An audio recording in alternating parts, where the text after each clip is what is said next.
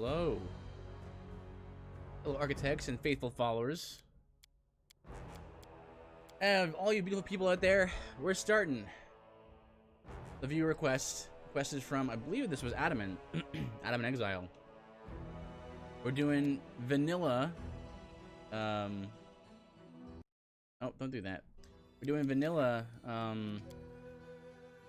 Pathfinder Kingmaker with the turn-based mod in. Or not turn-based mod. We're gonna be using the turn-based thing that the devs put in recently. I'm gonna go in here mostly blind. I played like the tutorial part, just kind of get a feel for the game and stuff. And hopefully the music is and my voice is at the correct volume. I'm late tonight. My apologies. All right, so we're just gonna take one thing at a time here. So I would like to be able to click off of the game without it like, tabbing off.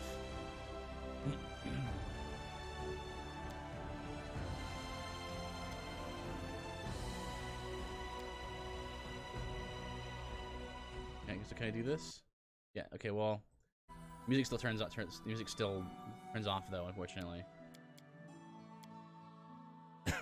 So have to stick with that. And master volume, I guess, seems pretty good.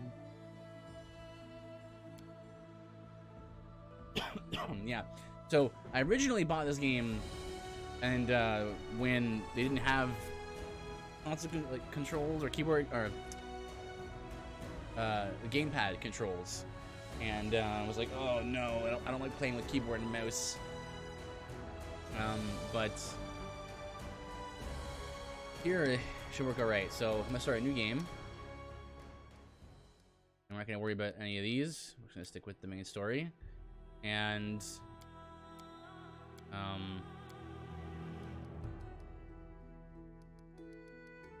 we're gonna be in menus for a little bit here because there's a lot to pick from. I guess the best thing to do is just to stick to normal things. I would actually kind of like to have on or off, but somewhat easier enemies, yeah. I think we'll just stick with normal. I think that's kind of like the middle ground. Now, the character hey, Malaku, very close to my name. So the character I usually play as is some kind of mage if I have the option. But I figure I want to be you know, my own character here. And if I have a totally free choice as to what kind of character I want to make, I would want to make like a universalist mage. So that'll probably be a wizard or a sorcerer. So let's start from the beginning. So this is this is very different than the last time I played. Actually, everything's laid out in a very different way.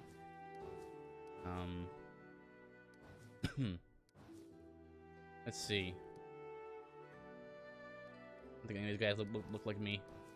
I mean, I only ever see their portrait, right? So if I just use this guy, even though I'm a wizard, it's still okay.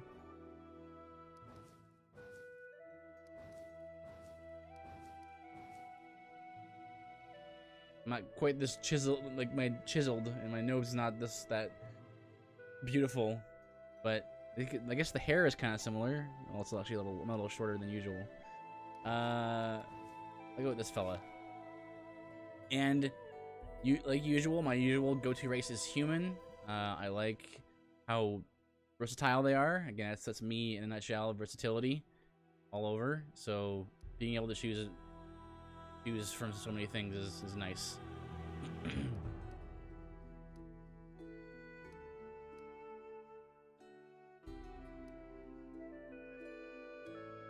+2 ability score. Huh, it looks like half elves and Aasimar is pretty cool too, though, just in terms of what they can do. Feat and skill. Gains additional skill ranking at the first level, and one additional gain remaining they gain a level. It seems like one of the benefits of being a human is the +2 ability scores, which you don't normally get to anyone you choose. You guys also get them, it seems.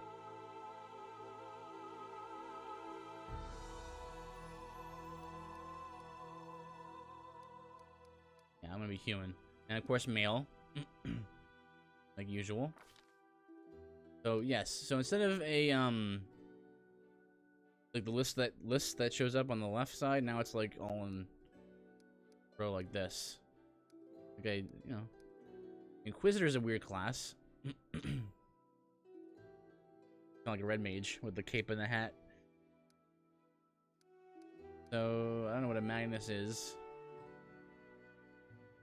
I hadn't really played that much of like Pathfinder, so a lot of this is gonna seem familiar, but also kind of foreign.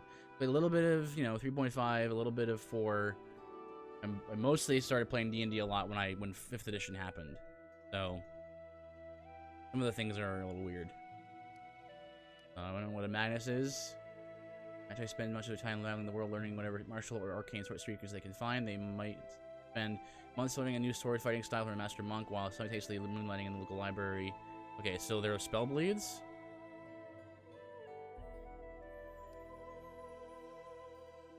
Monk punches things. Paladin, tank, healer. Rogue.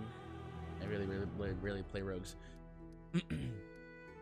Alchemist is nice to have access to. Barbarian, Bard, Cleric. Druid is also a fun class. What an Inquisitor is either. Inquisitors tend to move from place to place, chasing down enemies and researching emerging threats. As a result, they often travel with others, if for no other reason than to mask their presence. Inquisitors work with members of their faith whenever possible, but even such allies are not above suspicion. What the? Huh. A weird class I've never heard of.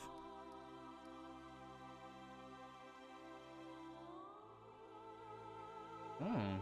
Wait, can't cast spells. Kineticists are living channels for elemental matter and energy, manipulating the world around them by drawing upon their inner reservoirs from their own bodies. Kineticists often awaken to their kinetic abilities during a violent or traumatic experience, releasing their power involuntarily. So wild magic? Kinetic power is seldom inherited. Kineticists are rarely able to find mentors to guide them, so they must delve into these mysteries on their own to learn to control their gifts. Kineticists usually use their powers to assail their foes from range, or develop based on the way their talents develop, they can channel their kinetic abilities for a variety of situations.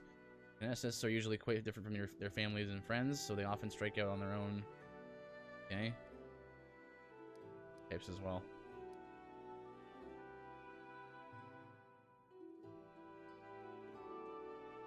Hey, Adamant.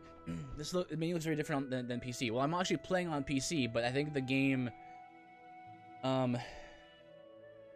defaulted to like the console menu style because I play with a controller.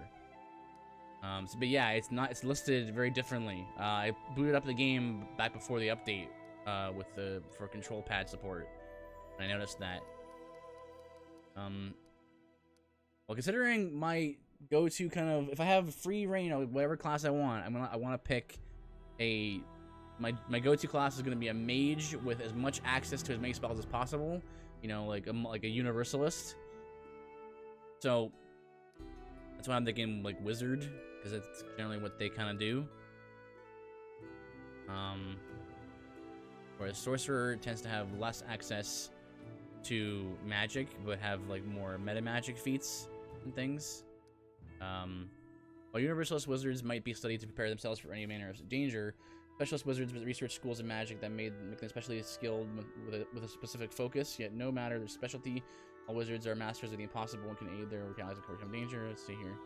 Arcane bomber, so it's like an I guess it's a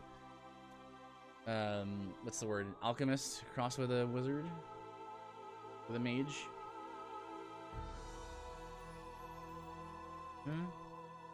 Thessalonian specialist. While the concept of wizard specializations along the classical recognized schools of magic certainly dates back to the time of Oslant, and perhaps beyond the dim recesses of time before humanity rested province was the rule. Focusing their research on the discovery that each school of magic was opposed by two specific opposition schools, the Rune Lords developed methods of further enhancing their mastery over their chosen arcane specialties. Essentially, they defined these 7 schools as much by what they couldn't do as by what they could do. Exercising impurities introduced by... What's this last one? Scroll Savant. Wizards consider scrolls a natural extension of their magical abilities, so just really good at... It's sort of like item usage. You know, like focusing on items and scrolls, so you can either wizard or specialist, the specialist guy.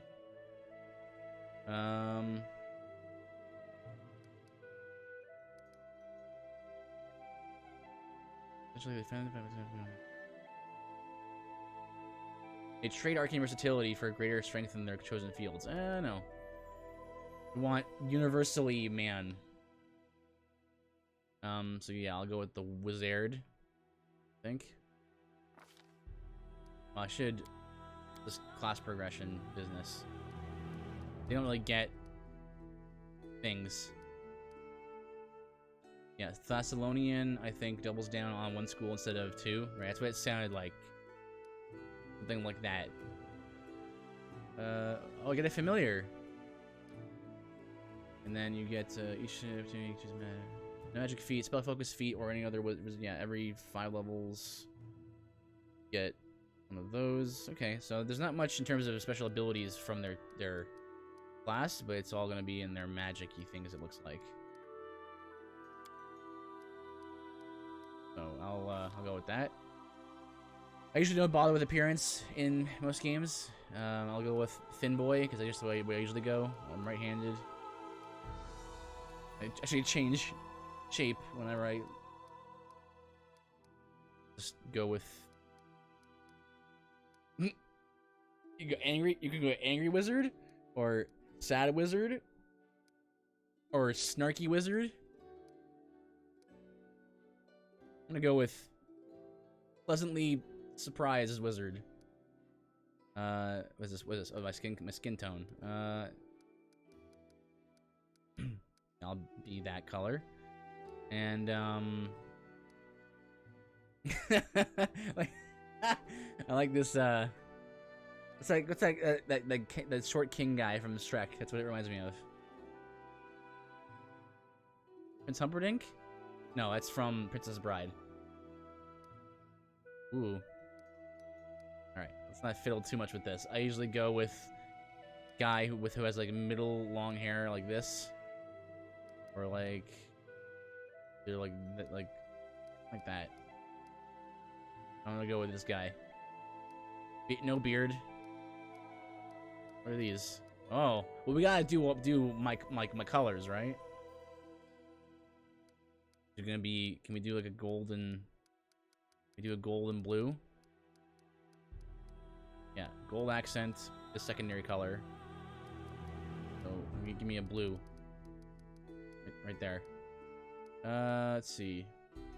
I don't remember the exact color of my main my avatar, but get some gold here.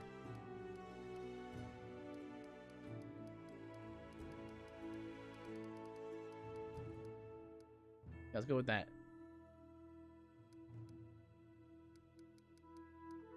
Oh, my hair color.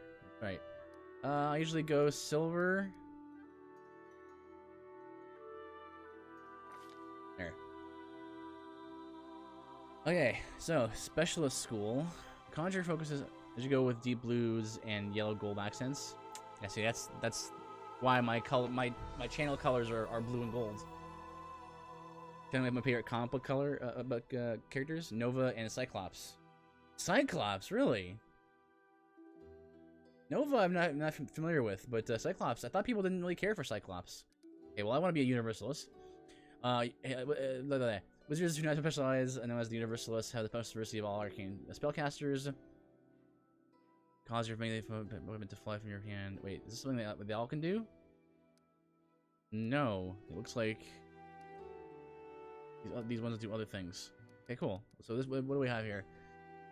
You cause your melee weapon to fly from your grasp and strike a foe before instantly returning to you. As a standard action, you can make a weapon to... Doing a lot of reading here, if you'll just forgive me.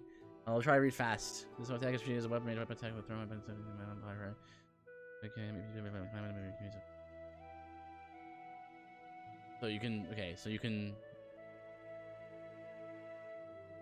Yeah, you can punch. Can't use it to perform a combat maneuver. Weigh that against the crossbow. That's right. I'll start with the crossbow, won't I? 8th level, you can send and alter the range of your next spell as though you send spell respell accordingly. Yeah, you can use this ability once per day at this level 1 and 2 times 2. Okay. Extended spell can last twice as long as normal. A spell with a duration of concentration. Oh, so this is gonna I get a bunch of meta magic spells as a universalist.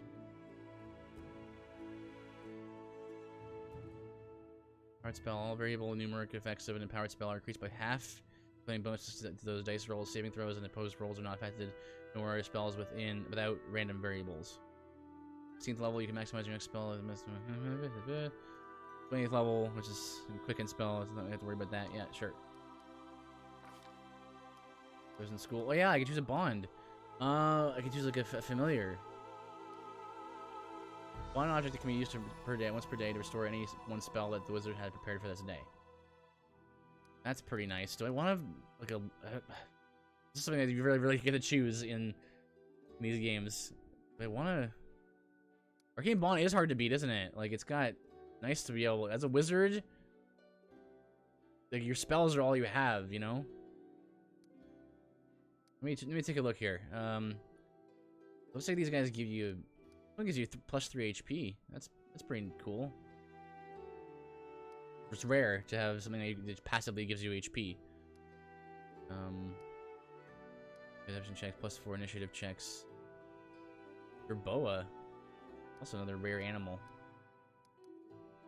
Reflex perception checks, fortitude checks, plus 2. Alright, these seem like if you wanted to spec into like a specific type of sort of mage, which is really cool. I like that, having an option. Now, like here you go, like, you get natural armor and 8 to AC and plus 2 perception checks, so you can actually get a little more armor for having this familiar. That's cool. Yeah, I'm gonna go with Arcane Bond, I think. It doesn't say what the object is, though? Yeah, I don't know if you can do anything else with them. Yeah, we're gonna get rid of our strength, of course. We're gonna boost up our intelligence to max. Oh wait, no, wait, hang on a second. Visual bonus. There you go. That'll give us 20, good. Plus 5. The object isn't actually a usable thing, it's just hand waved into the ability. Oh, okay, got it. Okay, so let's see. Now, in terms of importance, intelligence, obviously. But, after that, I kind of want to be a little charismatic and a little bit con heavy as well. Because wizards don't have any con and they like any HP. The game assumes you have some special arcane thing on your person. Oh, I see. Yeah, I want to be. I like being. If I have the option, I like being a little bit charismatic, like pass charisma checks and stuff. That's my. If I have choice over that, I want to be that guy. I want to be the intelligent universalist wizard who's also charismatic. That's usually how I do things.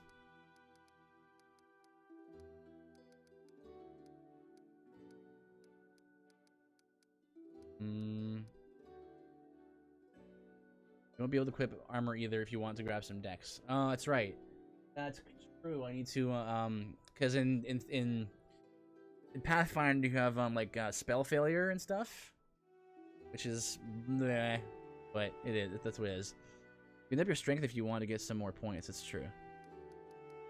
Ah, I don't want too bad a modifier though.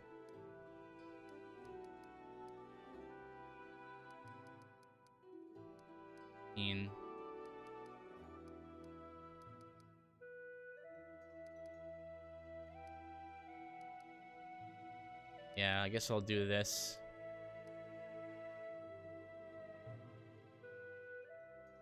-1, I can take a -1, I think.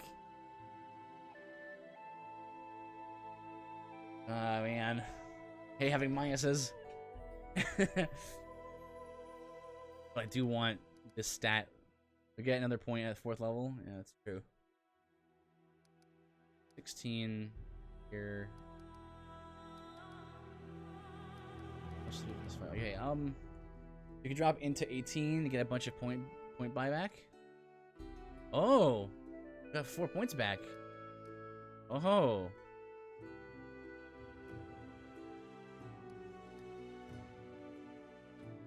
By 8th level. Oh. Even noticed that. I see. Yeah, okay. That's a good idea. So... Tell me if I'm getting in the way of your immersion. Nah, that's cool. I appreciate it. And generally, when I play a new game, I like going in kind of blind, but at the same time, I don't mind some thoughts from the chat. Like you can suggest something. It doesn't mean that I'm necessarily going to do it. I'm just scared about your low decks. I know. I don't like. I don't like. I don't like that. They want to have, like, at least have a 0. It'll determine your range to hit for spell. Does it? Oh, I didn't know that. Ones that aren't save based anyway. Really? Oh, well, in that case, I want to do that then.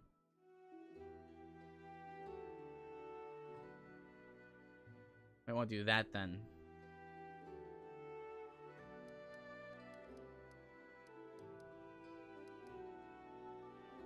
Some feats are locked behind 13 decks. Okay, so I think this is the way it will go.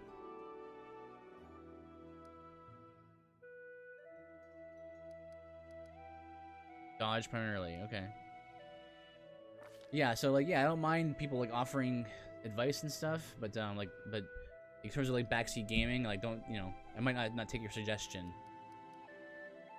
Just +1 AC. Yeah. Other feats locked behind dodge as well. Because I know that people often want to, like, see my playthrough, and sometimes that won't come through if you What do we got here? So these 3 get a huge plus just by adding 1 to them.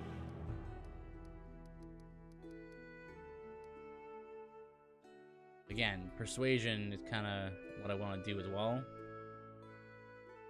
How many channel points to completely hijack the playthrough? 2 million. Yeah, sure. I'll make it 2 million, and I'll just be like, I literally just tell you what to do. It's Twitch plays video game with Mafugi. Or you just, I don't do anything until you tell me to do it.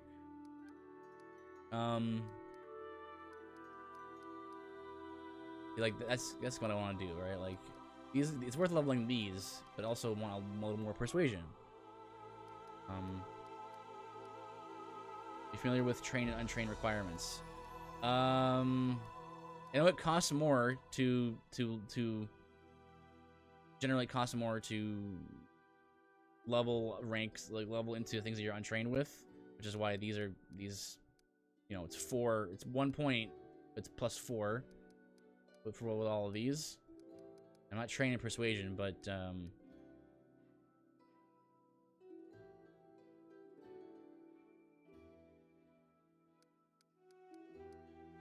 yeah, so we'll go with that. So games tell me spell focus is a good thing to get.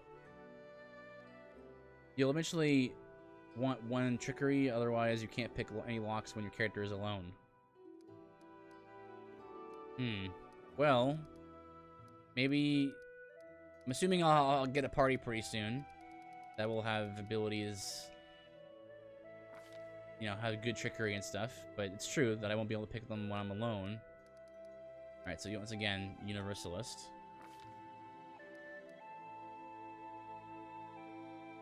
Add +1 to the difficulty class for all saving throws against the spells from the school magic you select.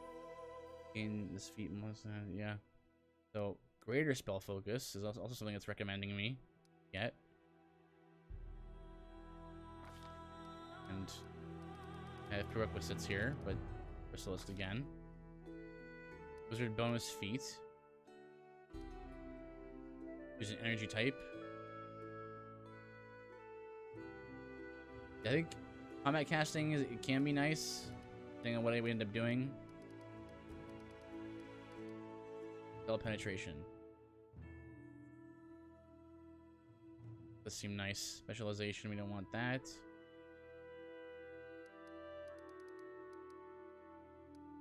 I think be like combat. I already have a spell focus, right? So do I need another one? Already ability acquired. Yeah, I don't need that.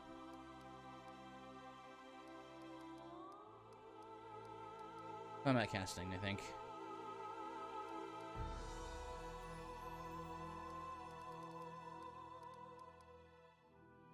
+2 bonus on the caster. Next, we may become.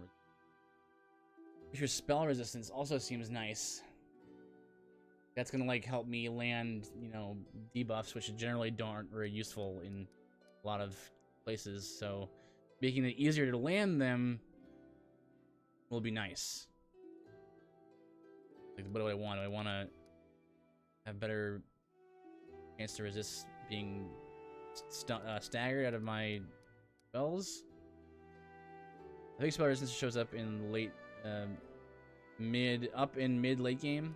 Okay, so maybe I'll hold off on that and just get combat casting for when I'm casting up like a buff or a chain. Like, I'm not sure if concentration like is a thing in this game. I don't think it is, because concentration was something that was added in 5th edition. So I'm not really sure how concentration would work in Pathfinder. So I think I'll go with this though. Combat casting. Okay, spells. So I want to start with getting like one of like every element, I guess. Like they're all level 1 spells. Summon monster might also be nice.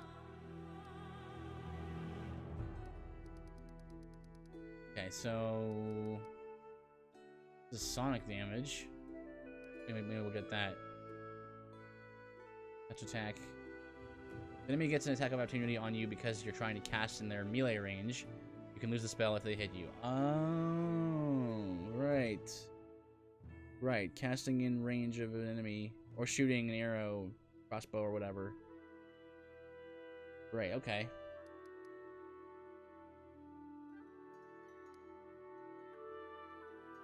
Okay, so let's get fire. Let's get some acid and some sonic. Let's, hurricane bow. The weight and density of your arrows or bolts fired from your bow or crossbow the instant before they strike their target, and then return to them to normal a few moments later. Any arrow fired from a bow or crossbow you're carrying when the spell is cast deals damage as if one size larger than it actually is. For instance, an arrow fired from a medium longbow normally deals 1d8 points of damage, but it would instead deal 2d6 points of damage if fired from a hurricane bow. So it's like a spell blade kind of thing, but for bows. That's pretty neat. Hypnotism. Mage armor. Well, magic missile for sure. With tangible field of force surrounding the spell, so +4 armor.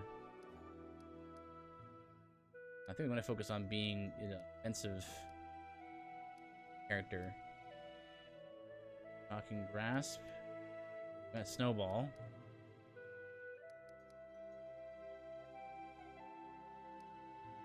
Barrier. Viewer. Yeah, the buff for rangers, basically. Yeah. I'm going to be shooting some crossbow bolts at the beginning here, at least. Touch of gracelessness. Single touch, you can reduce a character's if I'm in clown. You target because penalty. Oh, that's cool. Summon monster. 1.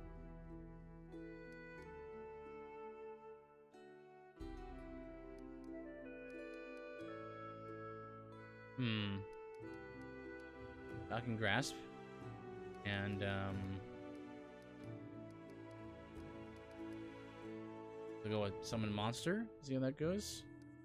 Covered all of like the offensive sort of, you know, elemental spells. You know, obviously, I would like to get all of the spells, but you have to limit your choices here. I'm gonna go with that. Whoops. I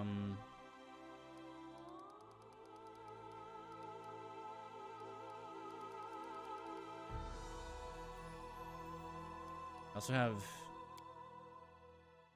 level 0 spells, right? Ah, yes, right. So you also have cantrips. You like all these scrolls if you want. Yeah, that's the nice thing about wizards. Right, you have a whole bunch of cantrips as well.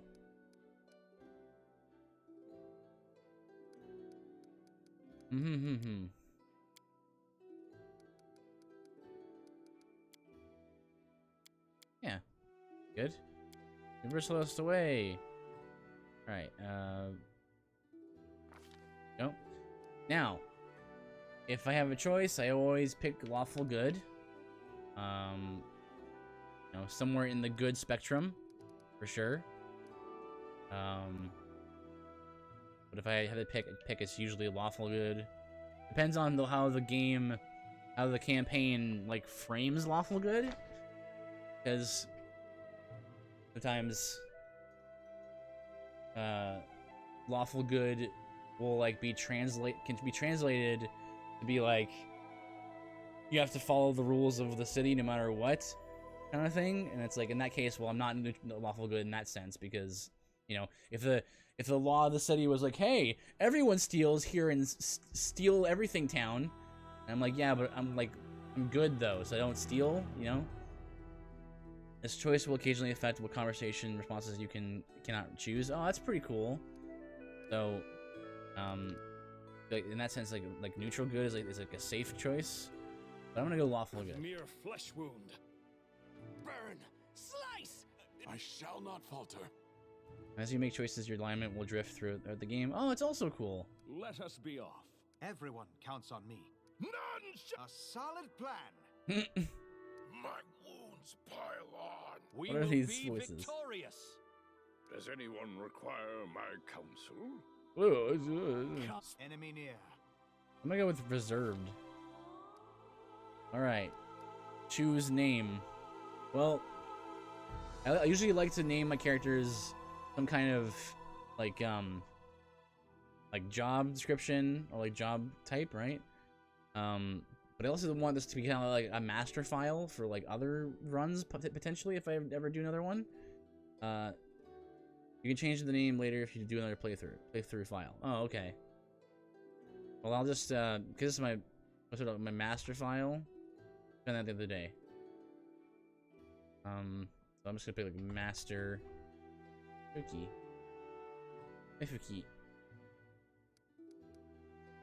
And I'm not sure what day. Let's go. I guess. I'm not sure if this matters or not, but let's say go death and the 3rd. The path is clear. Okay, done.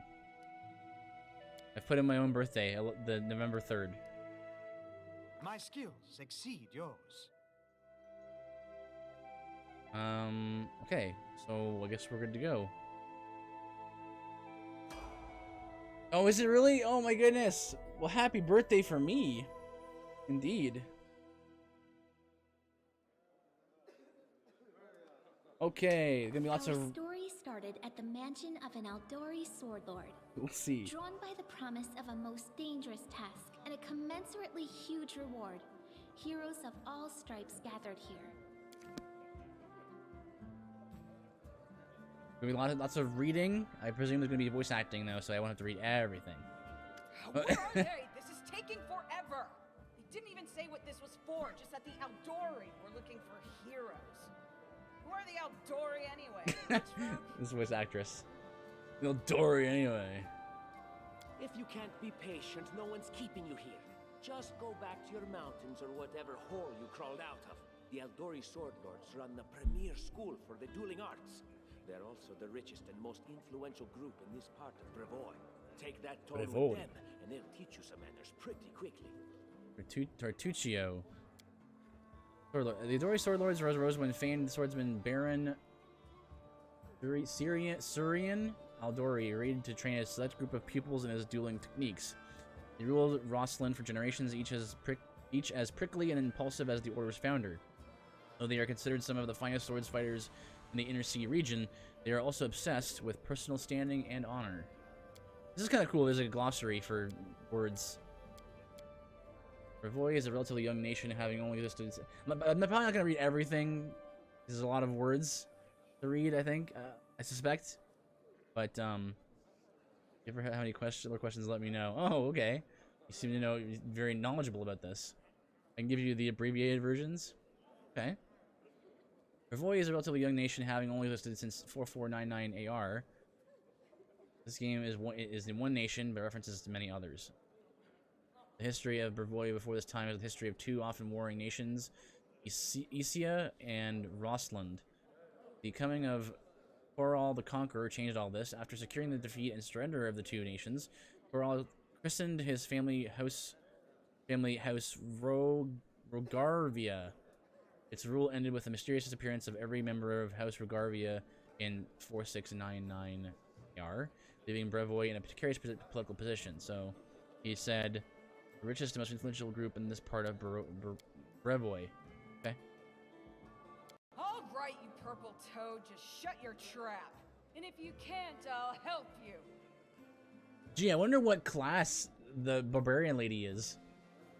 Hush! Quiet! They're coming. Amiri.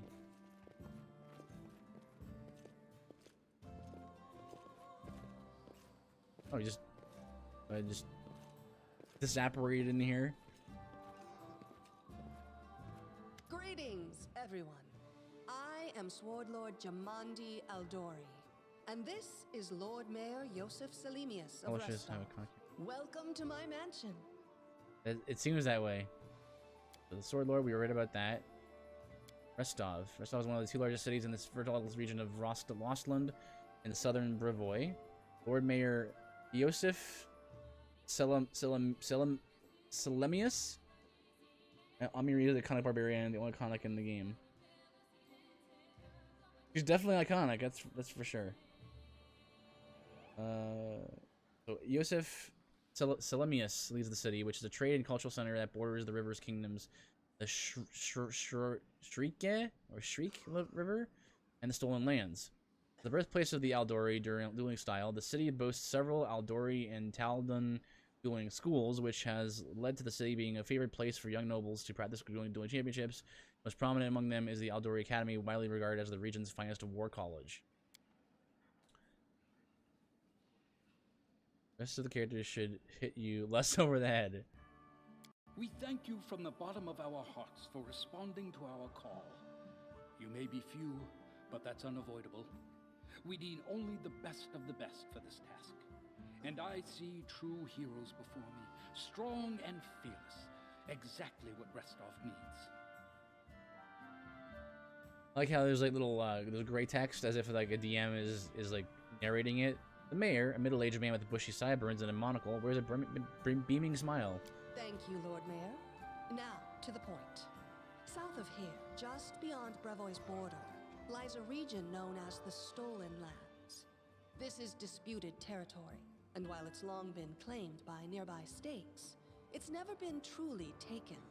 I won't bore you with the legal technicalities. Suffice to say that anyone with enough courage and power to seize the Stolen Lands and name themselves Baron or Baroness, claiming dominion, well, none of the neighboring states would be able to challenge it.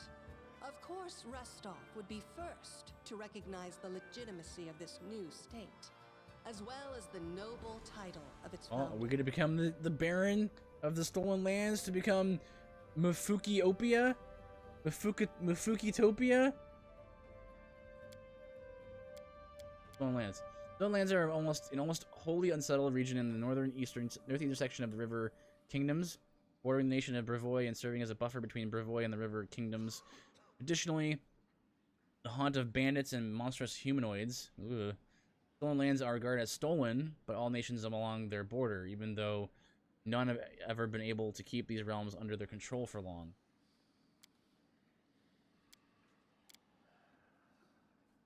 Unfortunately, one serious obstacle stands between you and this title. A gang of bandits holds sway in the Stolen Lands. As you do. Their chief, who they call the Stag Lord, considers Stag Lord. himself the rightful owner of these lands, and no one has yet been able to challenge his power. Bring me his head, and you'll be able to return to the Stolen Lands Oh, there you as their go. legal ruler. Also, there's no Any questions? there's no glossary for Stag Lord. There's a whole team of us. Who exactly will receive the Baron's title? I will, of course. I'm the leader of this team, after all. Don't worry, though. I'll make it worth your while to help me. Oh, Tartuccio, you're such a scamp. I already see where you're going. Done, and you already speak of divvying rewards. What makes you think we'll even succeed? There's little point arguing over who gains the title when we'll most likely lose our lives there. Huh. That's not very dwarvy of him. Depends on If I may please answer the question. I'll pause, waiting for the voices to die down as everyone directs their attention to her. We believe you're all equally deserving of a noble title. Over the course of your expedition, it will be up to you as a team to decide which of you is best suited to rule. Not just recognize this Stag Lord as Baron. That's a good point. As I see it, this Stag Lord already holds power over the region with confidence. Many noble bloodlines were started by bandits who just got lucky, weren't they? Jaethal? Perhaps because we do have standards to maintain. This room has seen many celebrations of adventurers, and even those who just got lucky. But giving a noble title to a bandit lord? That's one thing that's never happened here, and it won't while I still breathe. Okay. Well, that's good, I suppose. You're helping us found a barony. What do you gain from such generosity? Don't ask stupid questions. Why should you even care? What Well, they I have to might gain end up and being the why, Baron. That's for Lady Aldori and I to discuss. It's none of your concern. Your Oh, only Tartuccio, concern is you to are swing going your to sword die around or in this campaign soon, aren't you? I think that kind of, you know, this is like in those action. There's like you telling me you don't like Tartuccio? I mean, they're already making me, you know, be like, you are just too big for your britches. To benefit from this enterprise. But if you're concerned that we intend to rule your country from afar, using you as a front, well, please know that these concerns are unfounded. Let's just say that we have a strong interest in the region's stability. That makes sense. We have need of a ruling power we can negotiate With, yeah, not bandits and monster bandit hordes. gangs and That makes sense. monster hordes. I wonder why you'd feel that way. Oh, I don't know. Maybe because I'll be the leader. I'll be so good. What is that smell in the air? I see. Is it the smell of unspoken words and political intrigue? Noticing you've heard her comment, she winks at you coyly. Or what can we expect exactly? I don't know. I feel like it's rude to ask for just rewards. But you already said we're going to be a baron. And what reward would you seek beyond Yeah, a see? noble He doesn't title like that. and your own lands?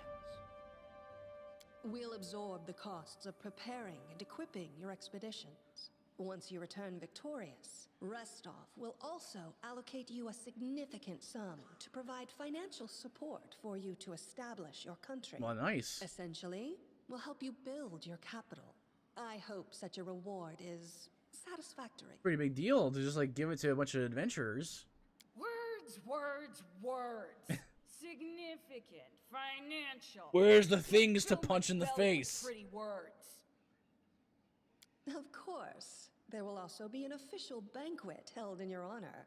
All of Rostov's high society will gather to celebrate your feat. Now you're talking. Thursday. Excellent. You venture forth We've tomorrow. asked all For the now, questions. You can take some time to get to know one another better. Or you can head straight to your guest rooms to get some rest. You'll find we've already prepared supplies for you there. And thank you again for agreeing to take part in this expedition. I wish you luck. Thank you again, with all my heart, for replying to this call. The flare in your eyes reveals your courage, the unshakable will that distinguishes true heroes. I look at you, O champions of Restov, and doubt not for a second that you'll be victorious. So venture forth toward your feet. Go, and return in triumph. Okay. Hi, Oh. my name's Lindsay. I'm a bard, though this is my first real adventure. So, shall we go teach I this am a stag wizard. lord a lesson? Black Mahone. I want to be a universalist wizard. It's kind of my go-to if I have the option. Who's also a little bit charismatic. So yes, Lindsay. You're a hairy wizard. So shall we go teach this stag lord a lesson? So no offense, I didn't mean, you know, I don't mean anything biased, but my name's actually Master Mafuki. It just kind of happens. You know, my parents named me. Likewise. Actually, I also wanted to ask you something. How do you feel about this Tartuccio fellow? I think he's pretty obnoxious personally. He appointed himself head of the team, and he's just after the Baron's crown, or whatever it is barons wear. Doesn't matter. I don't like him. I think you should be team leader. When I See, first saw Lindsay. you, I Lindsay couldn't knows help what's but up. think, She seems nice. here's a real hero. Someone who'll be praised in poems and songs. This Okay, she's a bard. is She's gotta the be a person bard. I'll write my book about. Master would be a conversation starter as the first name. Maybe it's Japanese rules where like my surname is my first name, and my given name is my last name. This person right. So a book. Oh, hero. I mean, if she wants to write a book. Damn, I should have led with that. Please, just let me explain. You know what the trouble with most heroes' biographies is? They're always written years later, based on the tales of, best case, people who saw things from the outside. Worst That's case, funny. someone heard about it from their brother, who heard it from their friend, who heard it from their cousin. The and character so in on, the adding campaign a I'm new doing batch of in lies each time. Every in time real I read life about a heroic that journey, was I basically think to introduced by the myself, DM, why didn't like they this just character bring who's along like, hey, I'm and gonna jot it all down properly? write down what you guys do and stuff. When I think there's something suspicious about that And then I character. thought, Anyway. I could be that bard. I just needed to find a suitable hero and volunteer to follow along on their glorious adventure. A great plan, huh? And here we are, with a heroic journey lying before us. Who's going to be the hero? Some dwarf who keeps muttering about how we'll all die? Or maybe that horrific scythe lady? Or God Horrific scythe forbid, lady. Tartuccio? No way. Okay. Well, what about Amiri? Jean Ho Yun. Welcome. I've been enjoying watching your Pokemon Infinite Fusions, Frankenstein monsters. Do you still have the OP Hound Ninja with Wonder Guard? Or have you decided that's too OP? Oh yeah, she's fantastic. You can tell she could tear a bear's head off with her bare hands, but she kind of scares me just a little. But I mean, her sword's twice as big as I am. She You're could like a cut me down halfling, without so even yeah. noticing. Just think on it a bit, all right? I'm sure you'll agree. All right, I'm going to my room to write about tonight. It was See you in the amazing. Yes, morning. it's still there. It's so OP. Like the commission you found is the most OP thing. It's so good. All you gotta do is make How Ninja like a little more powerful, because he has like no offense, and then he'd be like he's busted. He's already busted, but all right. So God dies to weather and poison. Oh, that's right. I actually forgot about that too. All weather, well, not all, but all damage and weather effects and poison powder would kill it instantly. Interesting. I like how Pokemon has an answer to that even that situation, as OP as that is, there's still a solution there. I think that's great. All right, so buttons. So the controller layout appears to be very similar to Divinity Original Sin 2 on controller, which I mean it makes sense, right? Like, hey, how should we make our control scheme if we're gonna make this game for console? Oh, I know. Let's just make it so it's like this other game that's supposed to be a D&D clone, you know, or D&D like. Spellbook. Where are all? I guess I can only prepare certain spells, right? So let me check out my spellbook here. I only have so many spells prepared. Like that's kind of. I haven't played Wizard in a while, so I don't really remember exactly how it works. But I believe it's just like you have a certain amount of spells you can prepare for the day, and there you go. So.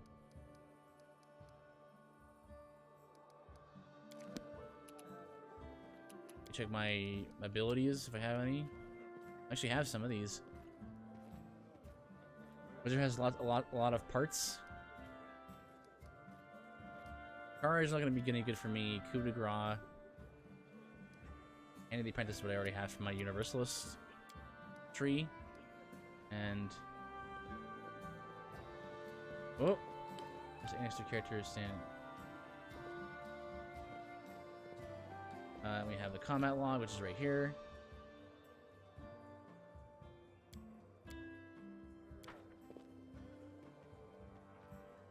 This is nice. When I played it, I have potato graphics.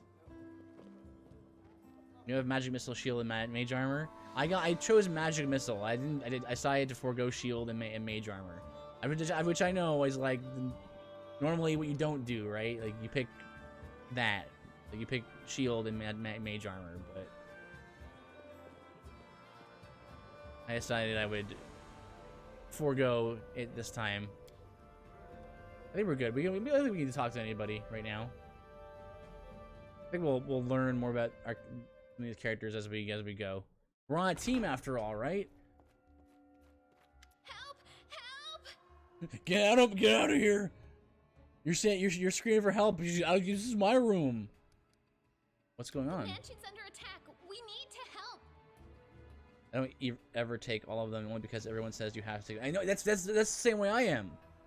Like, oh, if you want to be a boring wizard, you do take all of the same spells. Like, you know, sure you're gonna take magic missile, I suppose, right? It's a good spell. But like, what if you don't want to? What if you want to be a more offensive wizard? You know? Well, I don't want to be like the same as everybody else. Some villains broke in and started killing everyone. I barely made it. Hurry, we have to. Well, here you go. I mean, this is the first thing you do as a DM, right? One by one. You're like, hey. Some people love to take RPGs and turn them into PGs. Playing games. Here's in the hallway. Playable games. I mean, I min-max a little bit too. No rolls. But like, classes are a part of the rolls though, right?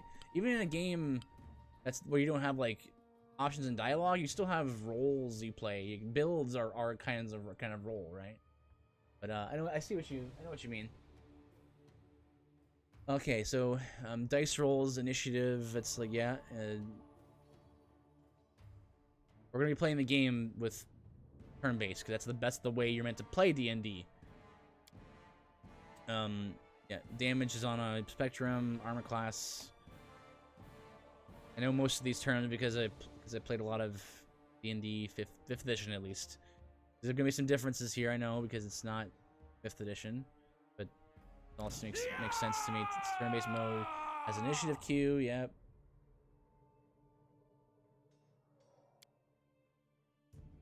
Actions in turn-based mode. You have move.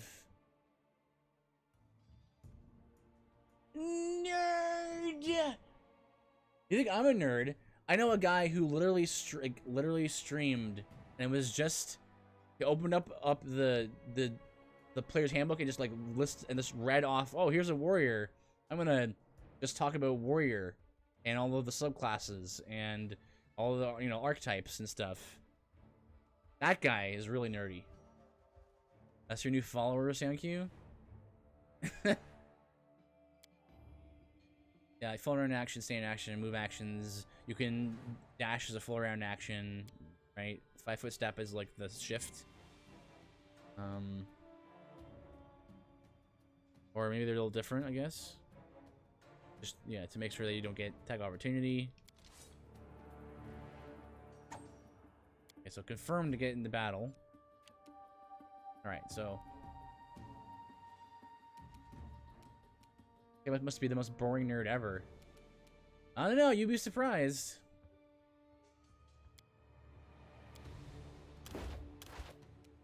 Right now it's on turn-based combat, right? Seems to be. It's not. Nothing's happening. So, okay. So, I'm a wizardy man with a crossbow. For some reason I cannot move the camera down more. So this is the farthest down I can go. And I don't want to use my spells because I do have my cantrips. Actually, I should equip my cantrips. Right. Let me think of something here. Let me at least have my...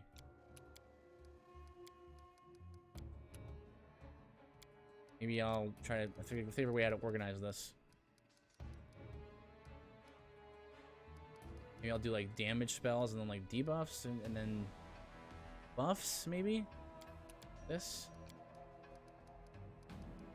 Business is a buff. I think this is a debuff, right? Yep.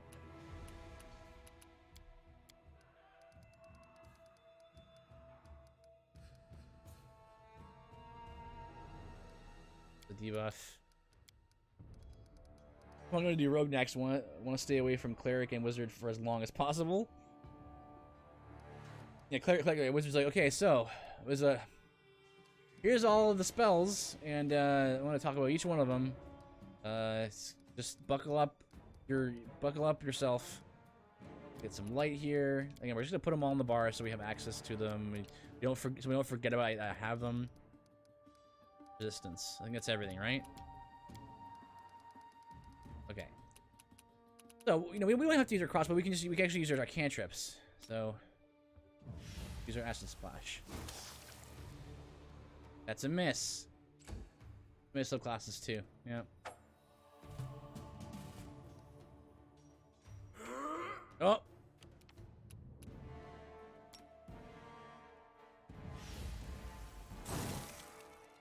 Yeah. Job missing. All the misses. No. I only have 8 HP. I'm a delicate flower. How dare you? I have an opportunity, even though I'm using a touch attack spell. Interesting. I would have thought that you wouldn't get attacked doing that.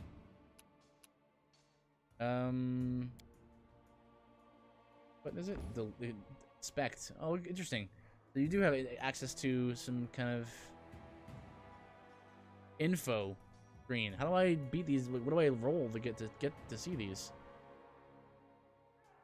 I think you're considered unarmed as far as melee is concerned. Oh yeah?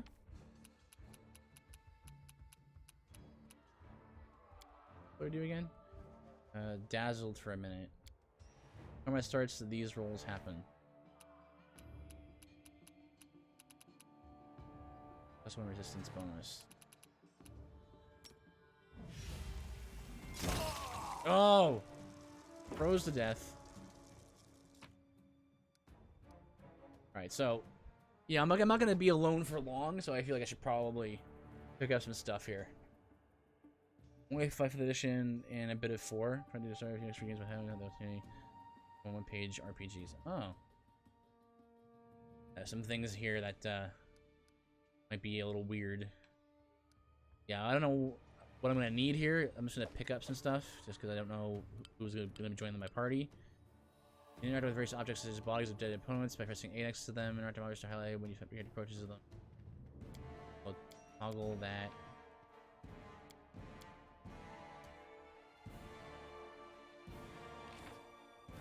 And of course, yeah.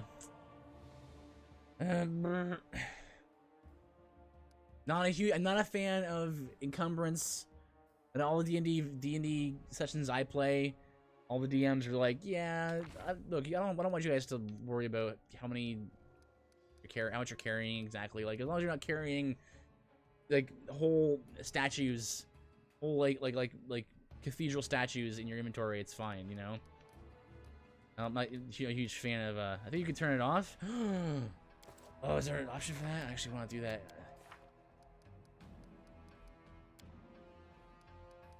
Just because, I mean, obviously this is a, you know, Parry speed depends on carrying your weight off. It's only really ever focuses you to drop like 50-pound armors that are only worth 2 gold. Yeah, I guess it's true. Depends on the session, I suppose.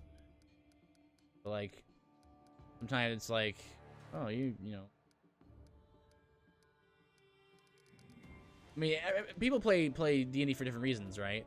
For me, it's kind of bogs the session down if like you have a DM who's like, okay, so you have you know 10 arrows left, and you have to make sure you tick off each arrow that you use, and you know regular arrows, or like you have to, you know, take care of your rations, and you have enough. If you want to buy a bag of holding, you find. Oh, it's right, bag of holdings. Those are probably a thing, eh? Oh yeah. Well, yeah. Well, I guess we'll be fine for until we do that probably. But yeah, for me, I've never played a video game with an encumbrance system that didn't encumber the system, you know, encumber the game systems. So it looks like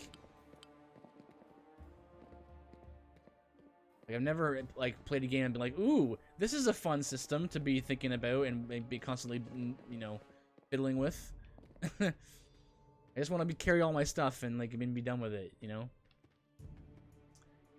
So it looks like you can't just like search everything. You can only search specific things that are outlined like that, which is okay.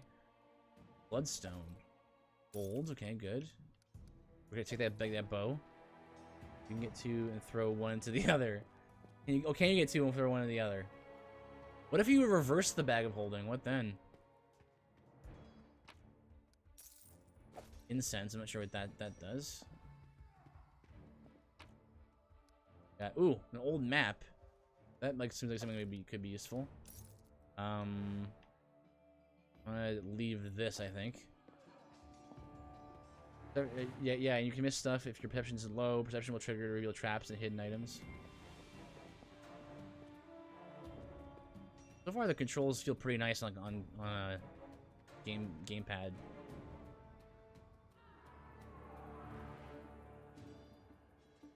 Who's that? Is that Tertuccio? Tertuccio? Hey! We have to hit A to confirm battle. Oh, she's not actually an ally. Like, she's an ally, but she's not on my team yet, it looks like. Alright, so stick with our. We got 3 damaging spells. I'm gonna save these for like a boss that might come. I'm assuming there's gonna be a boss at the end of this thing. Darn.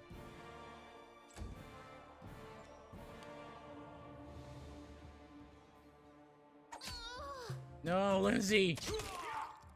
No! We gain up on her.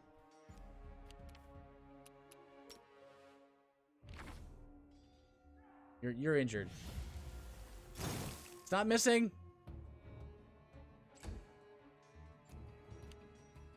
Luckily, they also miss a lot, so.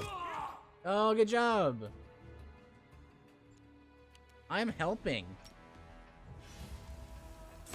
There we go. Now I'm actually helping. Oh, right. There you go. I'm not sure what stat your cantrips use.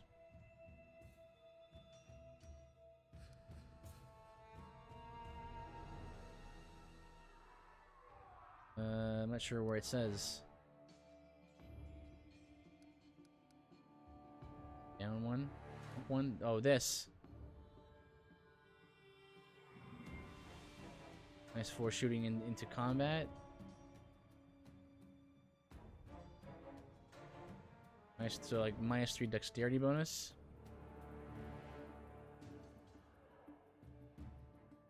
Oh, you can clear that out with a feat. Yeah, so I definitely want to get. Yeah, I'm not sure. In 5th edition, there's a feat for like combat casting. I guess because I'm too close to the combat. Well, you know, I can't do anything right now. I just use my spell, but I will. You're just in time. Good job, Lindsay. Been... Precise shot removes that -4 to enemies engaged in combat. Can you imagine what a terrible loss this I thought, yeah, I mean, but well, it's all right now. I'm safe, sound, I felt like I was far enough away, but no. Lady Jamandi's holding the line in the banquet. Hey, hall. Jamandi. You know, Jamandi. the one where she had us gathered before? We need to make our way to her. And along the way, we'll try to save some of these dummies who are supposed to accompany us to this That's story. because they're in melee with an ally of yours. What? It's crazy. That's... Wait, what? So you get the penalty even just because your ally is in combat with somebody? Oh, man. So, like, you definitely need that thing, like, ASAP. So minus 40% you try not to hit them. Whoa, that's crazy. Like, that's like something you would, like, every mage would need.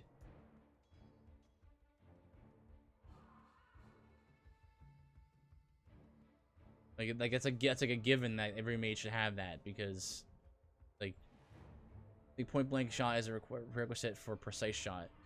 I'll have to see. It's a lot of doesn't affect AoE or save spells though. It seems like a lot of like that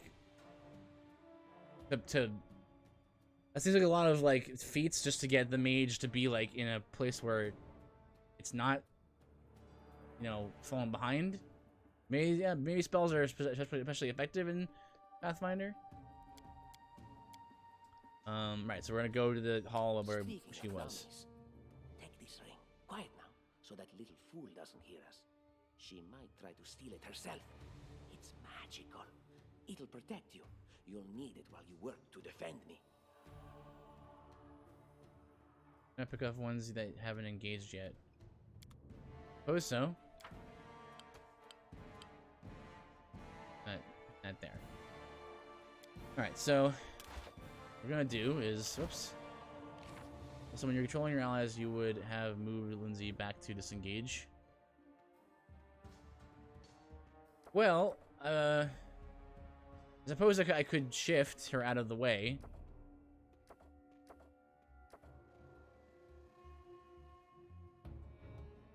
Let's see. Equipment. And so what we got here? We got ourselves head slot, we got back slot, body slot, neck, belt, 2 ring slots, hand, an arm, and a foot. Interesting. We don't have a leg slot. So we do have a hand and a arm, but not a foot and a leg. Forces them to use a move action to get back up to her. Yeah, I guess so, but the move action doesn't, like, forcing them to use a move action doesn't really do anything, does it? Because there's always 2 ring slots. I know I prefer the 4 ring slot setup, but 2 ring slots I think is pretty good too. The one that really bugs me is the 1 ring slot. You know, you could do a 4 attack if they don't have to move. I guess it would depend on what things are full round attacks. +1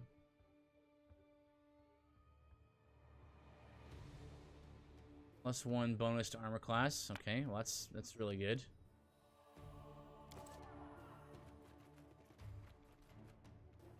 Unless you're meleeing them too.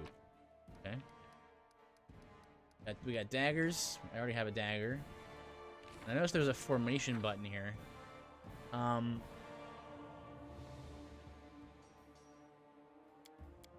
So I don't want to be in the front because I'm a mage. So, well, we're all mages though, so I guess I won't worry about that right now.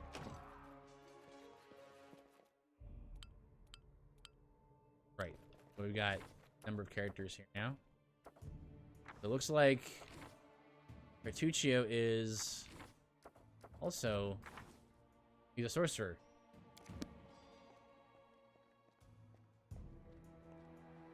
We're gonna make a realistic RPG that gives the player 10 ring slots. Yeah, just checking out this bling. I never played 5th edition, so I'm not sure where the system deviates, but I'll try to point out differences I know about as like can be life or death. Okay. Well, good thing we're playing on not instantly die time. So yeah, she's fire courage. She's got cure light wounds and some cantrips. Okay.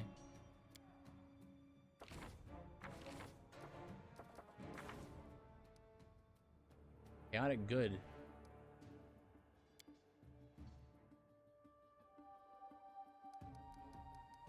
Stealth, oh, your stealth and trickery are really good.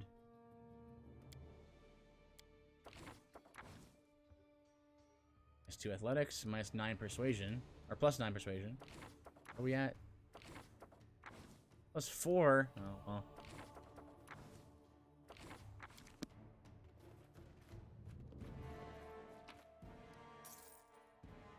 Upper ring.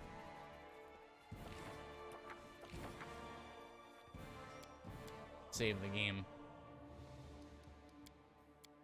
You save files there where I was practicing the game.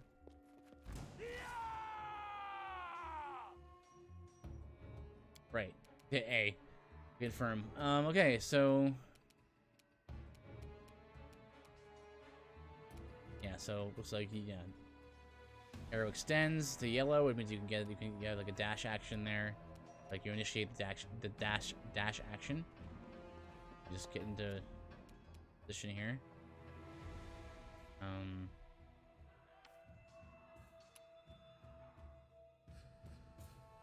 Pathfinder once my character died, probably because I went with flavor over function. Yeah, that's why I generally try to play on I generally don't play on like the hardest difficulty possible, just so because you can have a little more flavor when you play on like a slightly lower difficulty. Yeah, because like you'll spend. Yeah, that's what dash mean. Taking the dash action means that you spend your turn to your entire turn to move double your movement speed.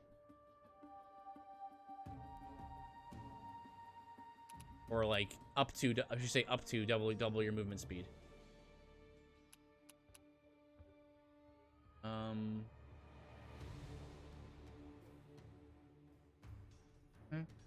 Okay, so that's like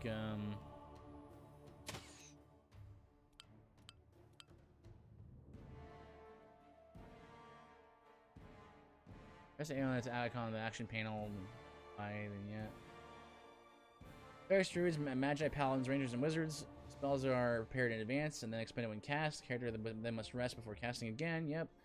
Bards, inquisitors, and sorcerers can use their spells several times a day. So various changed already. Yep.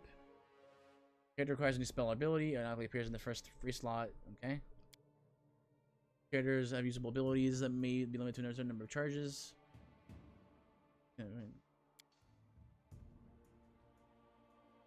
Casting spells, attempts to move away from the opponent, standing up from prone.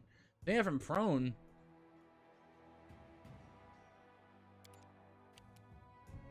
Dang. Alright, well,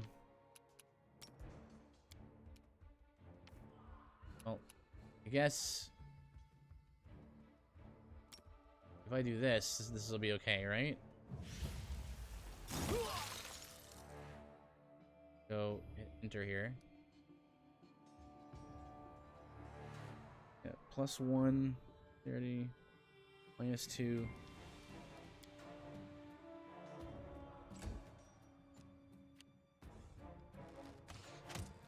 Oh. I guess we're gonna find out pretty soon what happens if someone dies. Hey, Totucci, just stand in front of me. Take some bullets for me if you like. You'd be so kind.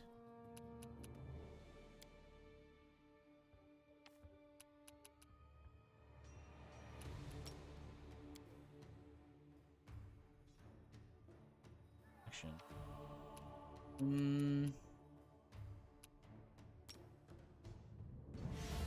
Okay, I should probably use more spells with Tuccio because he actually has more than one cast of each. And let's see here. I can. How do I make it a?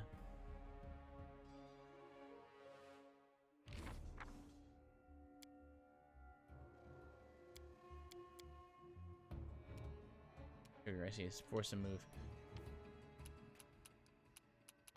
I'm trying to figure out how the controls mean here. Like, how do I get the move action switch back to I want to do the I want to shift.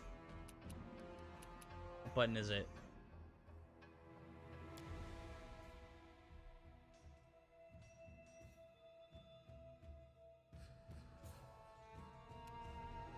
I think that means you have to, like, you can push them.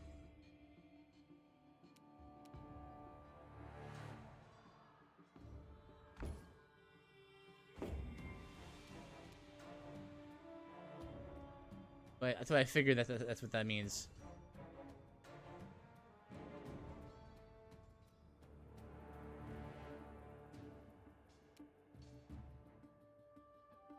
Okay. What if I go, what's this? Oh, that was not what I wanted to do. I'm wondering if they give you a different move menu. I think that doesn't seem to do. I'm trying to figure out how to access that. I see it on the bar up top.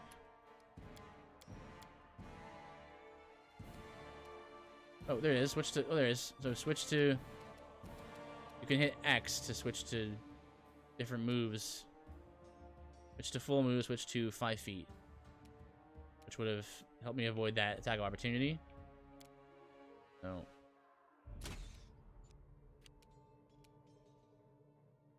I hit switch to 5 feet of movement there. No.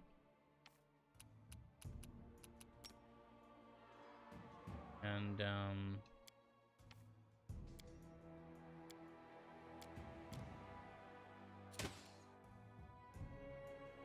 I'm gonna figure out a way to see if I'm getting the penalty for enemies being in combat with another enemy, or allies being in combat with an enemy, so I could get that debuff thing.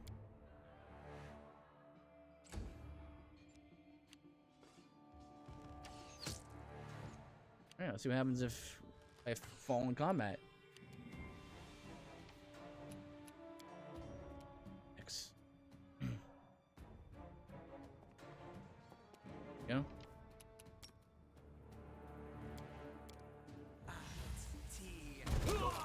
Yeah. Take that. I think we're done. There.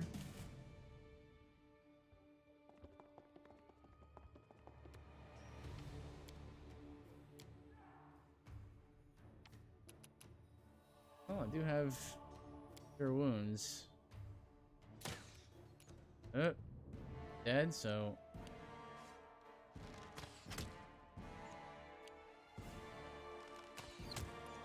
Both an unfortunate hit on both cases.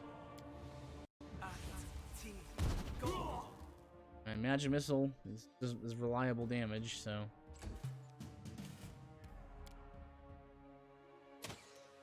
Nope. Right? Dead again. 2 bowmen get to go next. They're gonna shoot Lindsay dead. Let's Oop,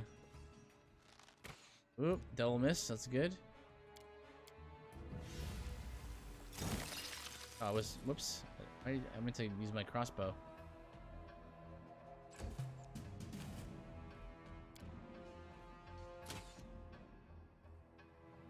Okay.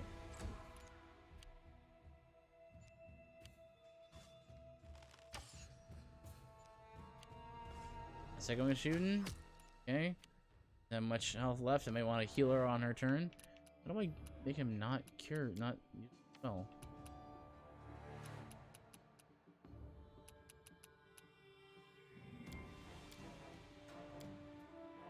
It's showing standard action will be Ray of Frost. I don't want to do that though. Oh, there it goes. Something on the left side there. I'm trying to save my magic for a boss. That's what you gotta do. Unless I can find a place to rest.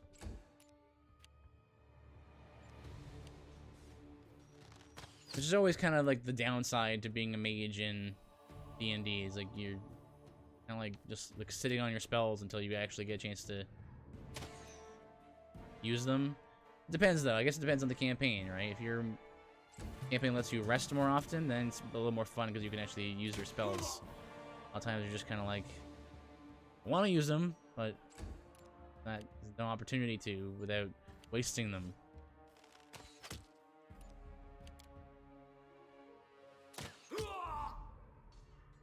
One. Give me a crit. Boom. Yeah. Each character has a certain number of hit points. When a character's HP drops to 0, they lose consciousness. After combat is over, character will get up and can be controlled. Okay, so he just gets up at the end of combat. Character's HP value can drop into negative numbers. The character can survive some negative hit points, but if your equals a Constitution score, character dies. Oh my goodness, really? Resurrect the melee special spell, right? That's not how that works in 5th edition. Works on death saving throws. So here it's like a character can survive some negative hit points if their amount becomes equal to their Constitution score, which is what, 13 for me? I guess is not a small amount. That's good, but lost hit points. You can get healing potions from merchants. Spells are accessible to the. I've heard people say that that it's a lot harder to kill people in 5th edition, which is true. That's what I've seen at least.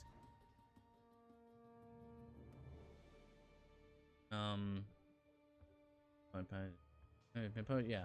Healing spells. Use expendable items such as scrolls, potions, and rods. Open a character's inventory slot and place them in the quick slots on their belt. You cannot use an expendable item on the inventory screen. Well, that's inconvenient. That's really inconvenient. Like, why can't I just go? Why can't I just go into my inventory like every other RPG? Go into your inventory and just be like, use an item. Okay, so here's some potions. Luckily, they just dropped them. Nice. Take one of these as well. So, okay, so we got some beat up people here. So, I have to equip them on my bar first? Very inconvenient.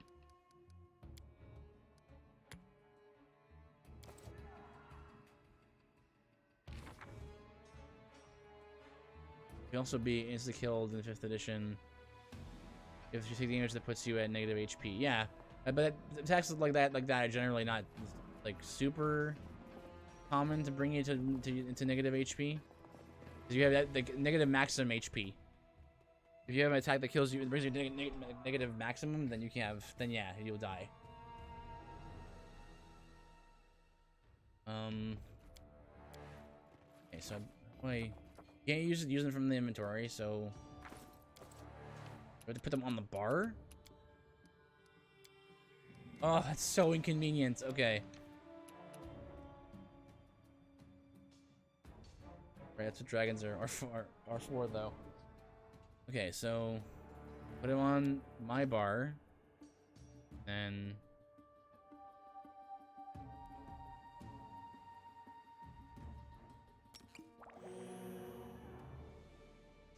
ugh, I have to put them on one at a time? Are you kidding? It's so inconvenient. Well, I guess I should get rid of some of these scrolls.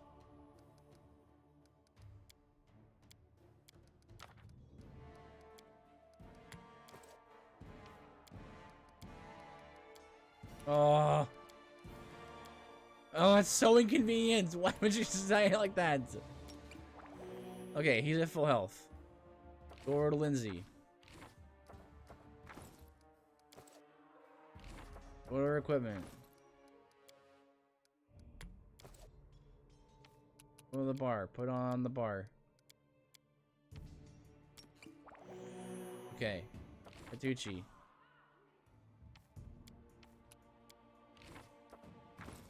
He already has 2 potions on. Well, I mean, I feel like I want to just fill their inventory, their quick bar just full of potions.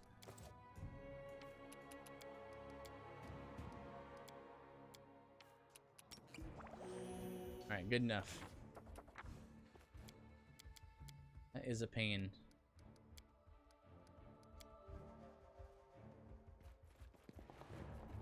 Alright, so what else we got in here? Let's make it. This is you know, this is a D&D game. We gotta make sure we look everywhere for things. We're probably gonna find. use items from the menu. Let's say the text there, the help text said that I couldn't use items from the inventory.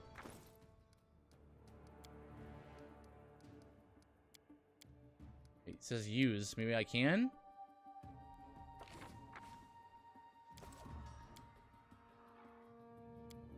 All right. Well, let's science this. Inventory. Yeah, let me use it on someone I actually is gonna get healed. So he has 9 HP. Oh, you can use it from the inventory. It said it couldn't. It said. Where is it? Right, Gene. It did say that, right? Let me just check.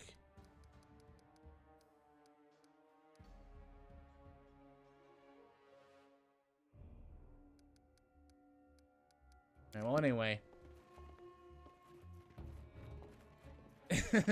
I believe you guys. I was away from the screen. No worries. Okay. Okay, well, that's good. That's a lot less obnoxious than I thought, then. Oh no, is everyone dead? Well, not Amandi or whatever her name was. Jamandi. Heck, they couldn't even defend themselves. Tatuccio, you were just a silly man. This barrel. Trout. Kingmaker. More like Lime Maker. Okay, I don't know what I need here. I'm just gonna take all this. That all seems good.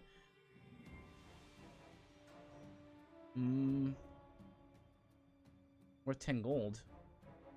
I don't know how much gold is. Like is 10 gold a lot? Is it not a lot?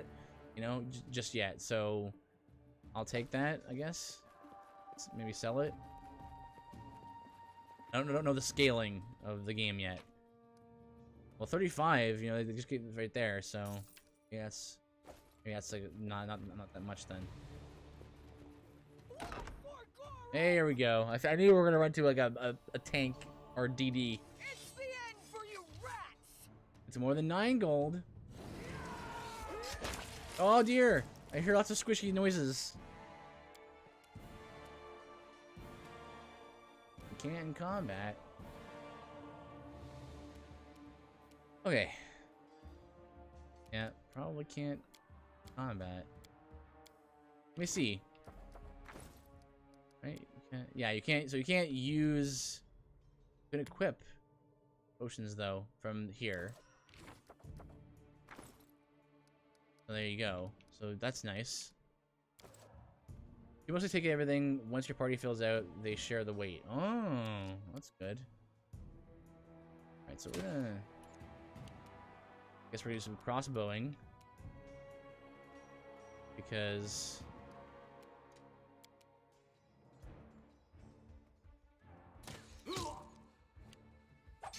Well, she's not really in my party though, right? So like, just yet, she's yellow. Maybe it won't count. Did they get the penalty?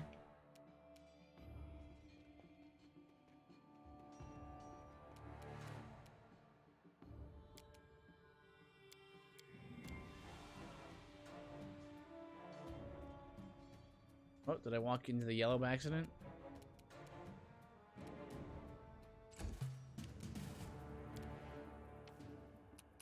Is there a way I can check to see what effect this is going to have on me?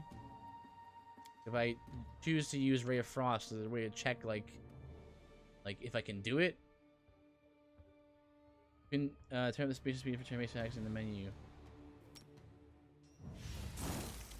Oh, you can also mash the A button, too. Like, if you do a thing. Let me test this out. If you hit A, and then you hit it again. There's a little, you can't really test that there because. Whoops. Hang on, let me test this over here. Yeah. So if you hit A to confirm and then hit A again, it'll fast forward. That's convenient.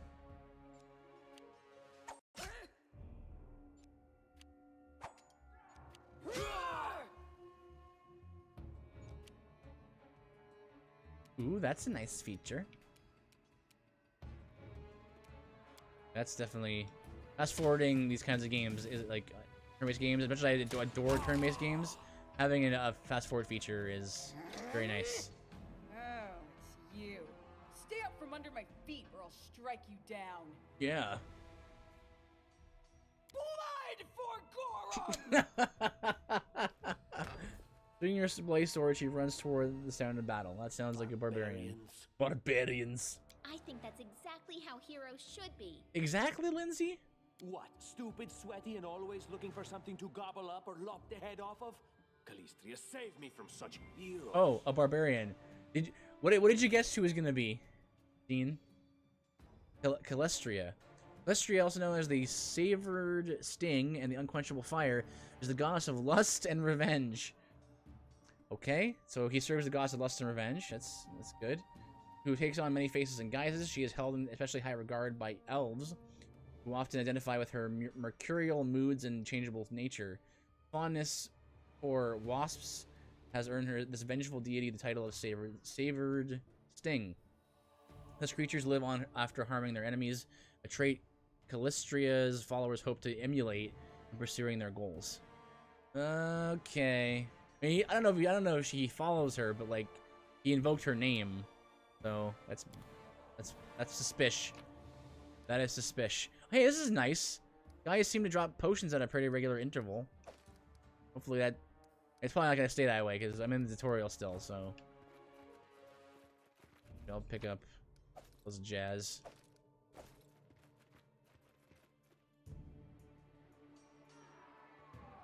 There they are, the assassins. Always the assassins. Always starts with the assassins. Last chance. Drop your weapons and we'll spare your lives. Throws on a grab all button. I'll have to look for it. Oh, that guy just got run over.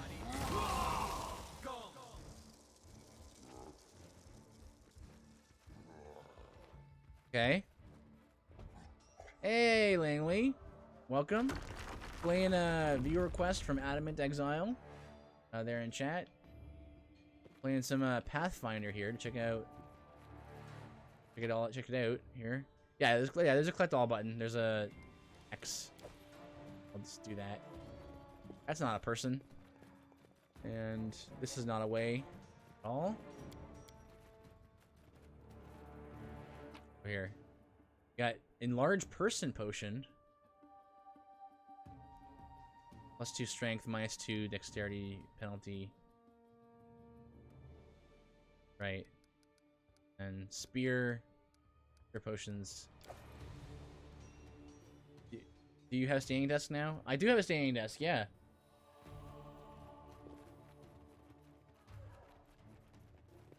The passage is blocked, you can't make it through this way. Not sure how often I should save. I'm gonna say, you look a little different. Yeah, I'm in a new location. Been streaming here for a bit, so skill checks. Sometimes requiring skill checks. Yeah, locking doors. Different skills are used with multiple different checks. Yeah, that's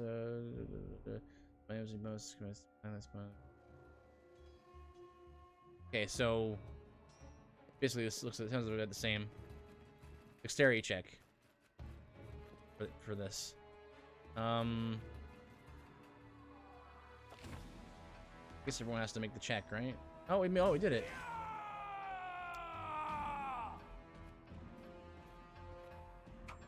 Oh. So, switch to 5 feet. Back up here.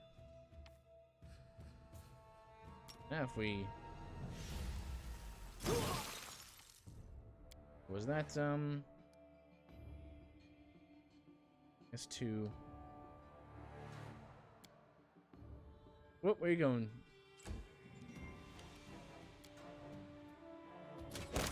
Oh my goodness, the crit though. Perfectly positioned corpse. I've been drawing a lot recently, busy with other stuff. Well, hopefully you get a chance to get back to it. It's fine. I wonder how I learned how to get better, like, because you can target an enemy here, and it says inspect, You can inspect. Oh, hey, look, you can't. You can see all their stuff. Well, not all their stuff, but why can't I see their stuff now? That's pretty cool. Those are AC, their hit points. That's a lot more info that we normally get as a player. Gamepad Plus. But I still don't have offense or abilities. That requires more DC. What's the DC? Like, what am I rolling to? I think Adam may have mentioned this earlier. It gets busy fast, I'll say. Try to find time to stream sometimes, even. Oh, nice. Nice, too.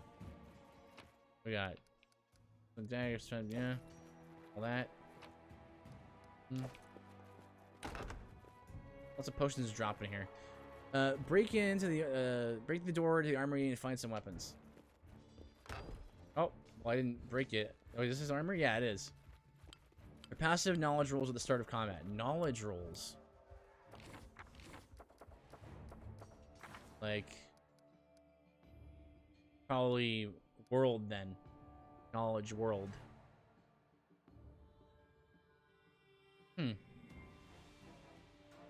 +7 from Lindsay, +2 from Tertuccio. And I have 8. Okay. Got here. We got ourselves a composite longbow, masterwork light mace, which is +1. +1 light mace. Okay. We got over here. We got heavy banded mail. So yeah, in this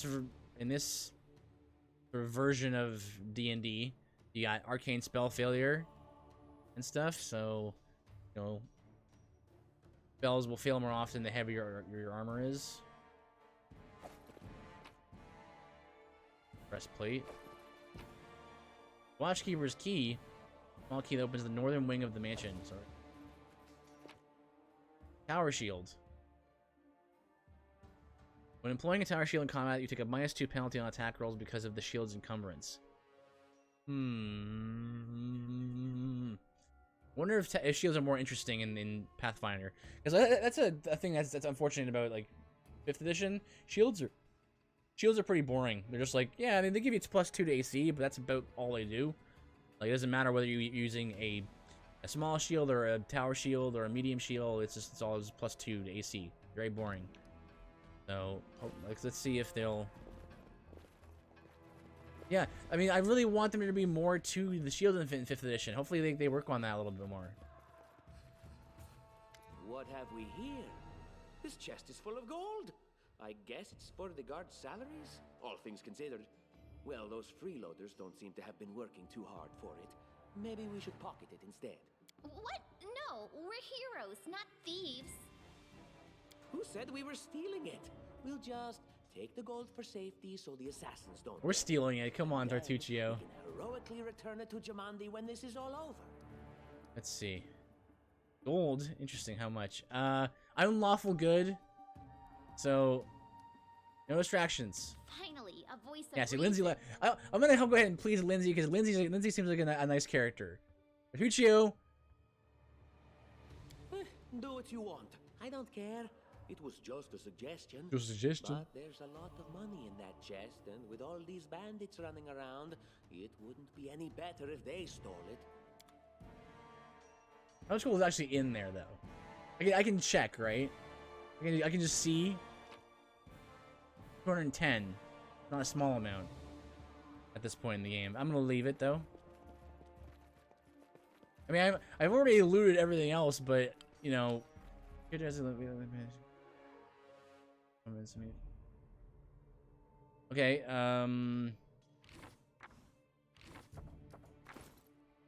This here we're overloaded. In battle affects your battle ability? Oh, familiar faces. I hope you're not so frightened as to swing at every shadow. It's me, Jathal. I don't recommend advancing down the hallway, assuming you value your life, of course. There were a few people with me, and you can see what happened to them. He's gonna steal when you aren't looking anyway. He seems like the type, eh? And just how did they all end up dead while you don't seem to have a scratch? Petruchio eyes Jathal suspiciously. I'll answer but briefly and just once.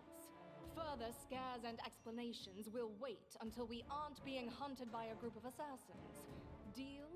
All right. I'm undead. He's undead. These Okay, sure. traps are deadly to the living, but they're harmless to me. You look awfully good for an undead person. What do you mean undead? Really? Like zombies or skeletons or... Lindsay's just here, like, furiously writing, like, okay, so we met a lady who's actually undead? I mean, I'm already way over my head here. As I said, further explanations will wait until later. All you need to know right now is that we're on the same side, and we have to fight off a small army of hired assassins. Let's get to it. Revenant. Oh, hey, she's in our party now. What's this? Look at our main traps and perception check. Yeah. When you perceive it high, good enough, you can see the trap. Use your trickery skill to disable it. The trip remains in place. If the result of a skill roll is less than the trap's difficulty by 5 or more, the trap will go off as if the character had triggered it. Yikes! So it's not like you see it, but you don't even like disarm it properly. Let's take a look at characters here. First of all, let me check something about. Let me see about. Aha! Tartuccio's chaotic evil. There you go. I knew it. I suspected something was up with Tartuccio. Chaotic evil. Neutral evil.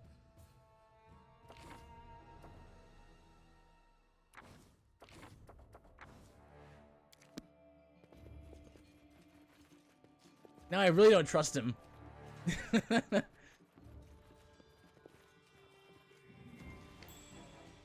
Ding. So it goes ding whenever you find a trap. And then, like, does it automatically use the highest person in my party to... Because it's going to be... Yeah, it's Lindsay. So...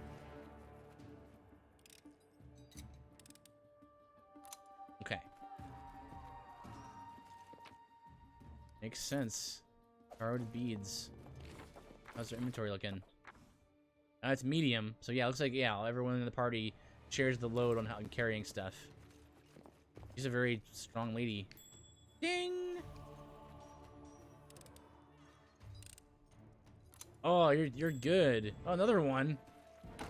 You're good, Lindsay. You're not just a story writer. Oh, Fauchard? What was that, like a rapier? Take that.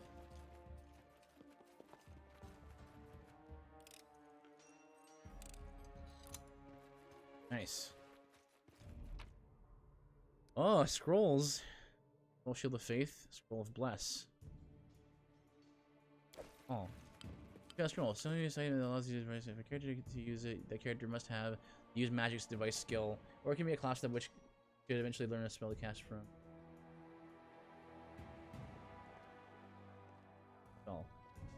Well, I mean, I'm a sorcerer. I mean, a wizard, so I should be able to actually learn that spell, right? How do I do that? I don't actually know how it works in, like, official D&D, because the like, way that I always have heard it, like, kind of just done it. House rule is just, like, when you're a wizard, you just, like, pick up a scroll and, like, you spend time looking at it, and eventually you learn it. I don't know if you have to, like, rest first or something, or...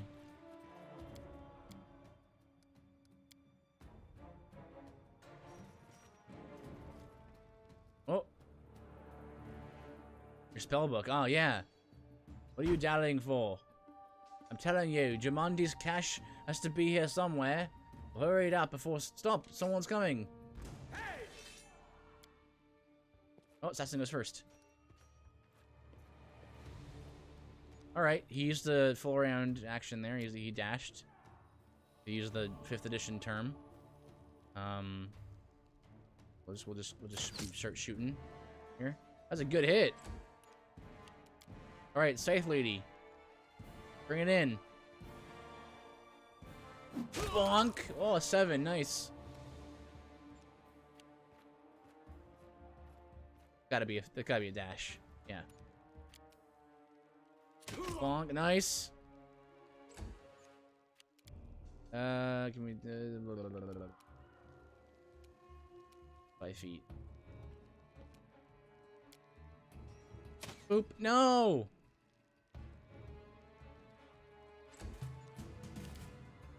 Round 2. Bloop. Low roll. Oh, she's so strong. She's so strong, man. Finding open a cache in a sword lord Jamandi's Doria's mansion. All right. Nice, more potions. Wish my DM would give us more like potions like this readily at the beginning of the campaign. Let me check the I strength is 16. Your stats are pretty even. No con though. Oh, it's because she's undead. Just doesn't have any con. She's gotta be a temporary character if she has no con. Alright, so yeah, let me open this door first. So they went in here and I was like, hey, there's gotta be treasure in here. Silver disc. Rusty horseshoe. Right, so yeah, spellbook. Spellbook. Memorize. Alright, yeah, because you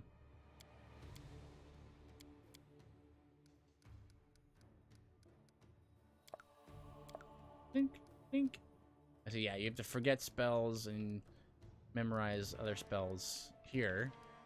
How do I learn spells via scrolls, though? If I can, I'm not even sure if I can or not.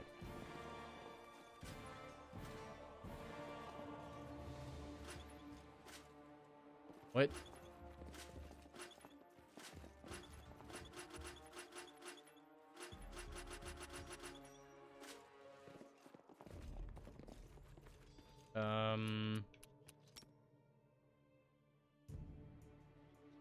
Nope, can't cast a spell on it.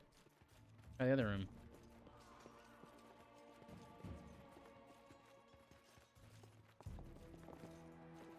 No, I see. Oh, I think I see. It's like, right? It's gonna be...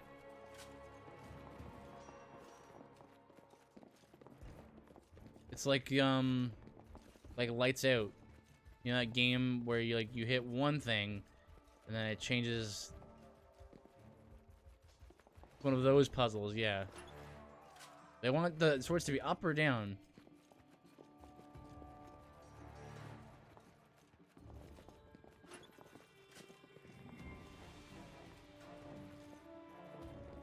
That one's down now. Oh, I did it! It was a total guess. The answer was down.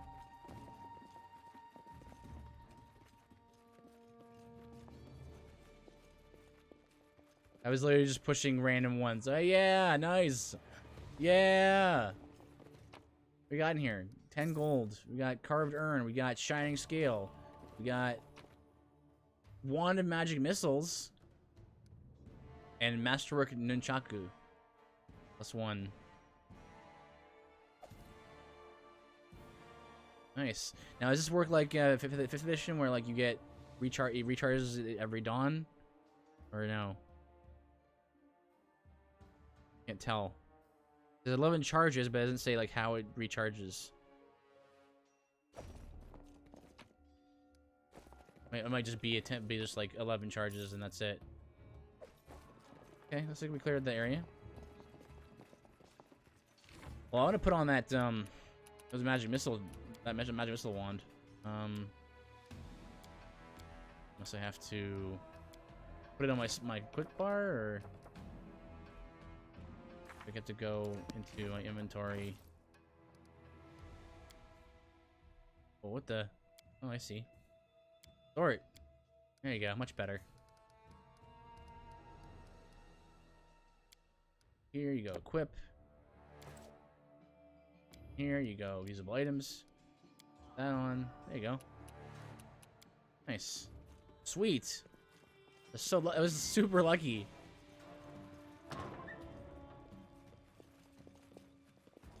Okay.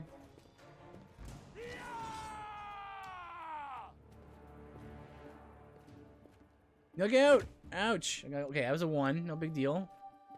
NDB. Okay, that was a miss. Even less of a big deal. Okay, we got Monster Lady. What can she do? I actually didn't check her skills and stuff. Treat Affliction. Bleeding Touch. She has all of these judgment abilities. So there's damage resistance. That's not a thing in 5th edition, but I remember this from when I played 3.5. Basically, it's instead of having like just like resistance or immunity, it actually works on like a numbers scale where it's like it can be damage resistance 1 or 5 or 10 or whatever, and it lowers the damage done by a certain amount, rather than just being like half, no damage. So that's kind of like a nice little like. I like numbers in my RPGs, so you know that's kind of a thing I kind of miss about 3.5 at times. It can be a little overwhelming for some players to be like, oh man, I don't know what a sacred bonus is, or what a this or that bonuses are. Some of these seem pretty good.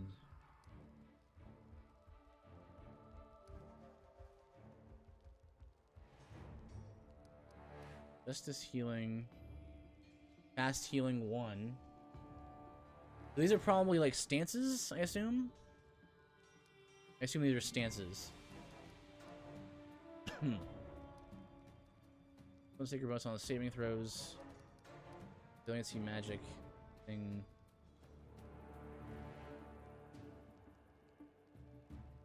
She's an Inquisitor.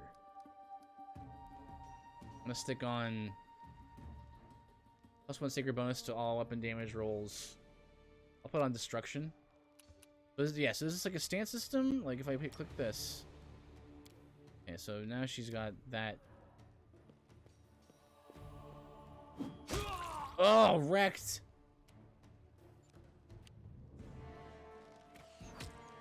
No. Why is everyone picking on me?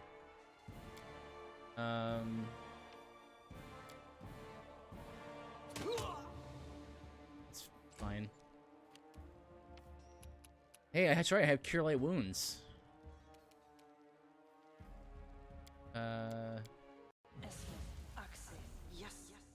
There you go, it's touch, so I have to get closer. Oh, there's Kaisi. Gather power and fire blast. Alright, no! I would just go for the kill, but it wasn't a kill at all. Switch to 5 feet. Oh no, I didn't switch to 5 feet back. It was an accident. Oh well, I missed it anyway. He missed it anyway.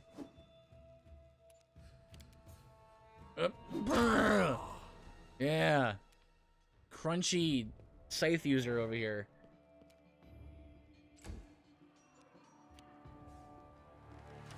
Really? You gonna aim for the lady in the back? Not the lady, that was Tartuccio. Easy. Ah, everything is so much fun with a little fire. What a night, huh? I thought I was all alone.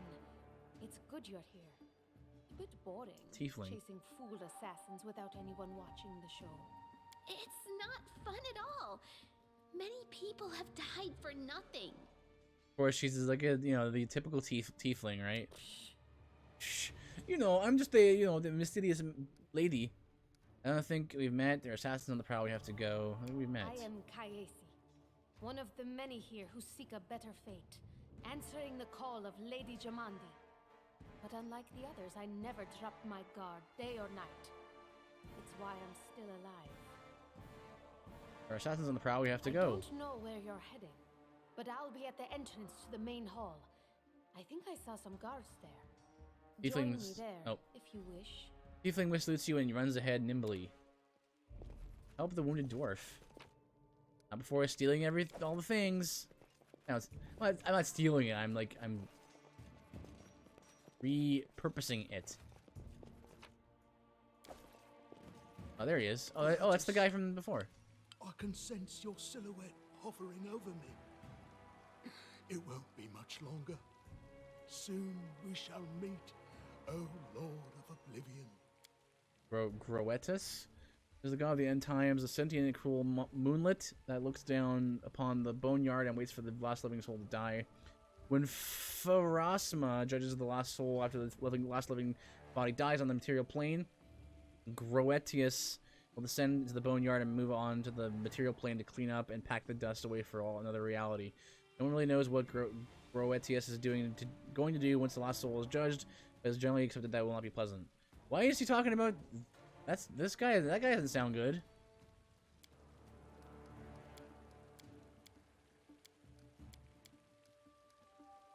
Okay,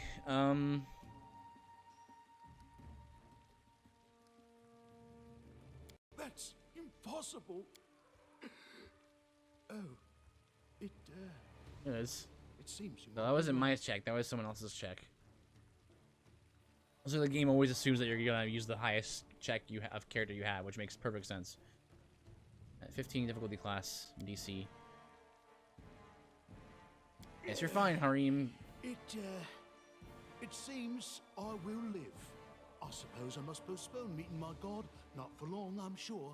But while we remain in this transient world, Arim is at your service. Arim. Oh yeah. All right, let's check him out. Chaotic neutral. He's a cleric. That the god he serves does not seem like he would be a cleric. All right.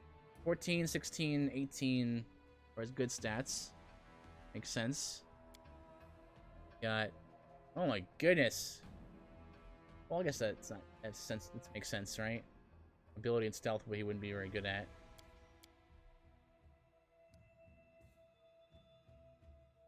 Domains. Chaos, darkness, destruction, and madness. Alright. That's weird. Not neutral.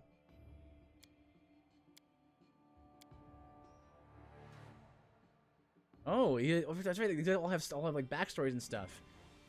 That's the kind of speech that Harim commands must endure every single day. A priest of Grotius, Harim left his dwarven home to spread the word of the god of the end times throughout the stolen lands. Although, if you ask me, Harim's just a whiner, a one of a kind. I'm kind of curious about the rest of them. Hang on a second. Gothel is an elf from Kyonin, one who is not quite alive. The elves exiled her from their kingdom for her terrible deeds. Her search for a new home and a new patron has brought her to our leader's banner. She pays little heed to her companions, but when she does, she behaves as if she's ready to bite their heads off. Gives me the creeps. Let's hope our enemies are just as frightened. Petruchio is a powerful sorcerer who can burn an enemy to a crisp with a flick of his finger. Unfortunately, his power is matched only by his arrogance. I wonder why is power always given to such self-satisfied people? Oh, you know what? All this is being written by Lindsay. That's kind of why it's kind of written the way that it is. She gives me the creeps. It's not just like an encyclopedia. It's like actually being written by her. I am Lindsay, the author of the book You and My Dear Reader. Yeah. I once studied in the Academy of Arts in Pittax. I decided that a real bard doesn't belong within the suffocating walls of some school, and instead set off to find a hero worthy of being praised throughout the ages. And that's how I came to chronicle Master Mifuki's journey to the Stolen Lands and all that happened afterward. And there's me. And there's me. I don't have a story. What or who am I? Formations. Right. So, yeah, I don't want to be in the front, do I? We got like a couple of melee bros now, right? So, let's say these two are like the defaults, and then like you have 3 slots for different layouts. Here we go. You can move these freely. So like, let's put me in the back. Let's take you guys, put you over here.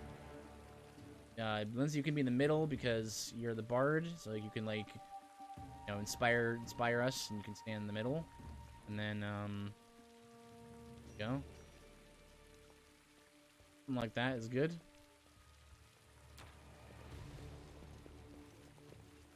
Ah, I see.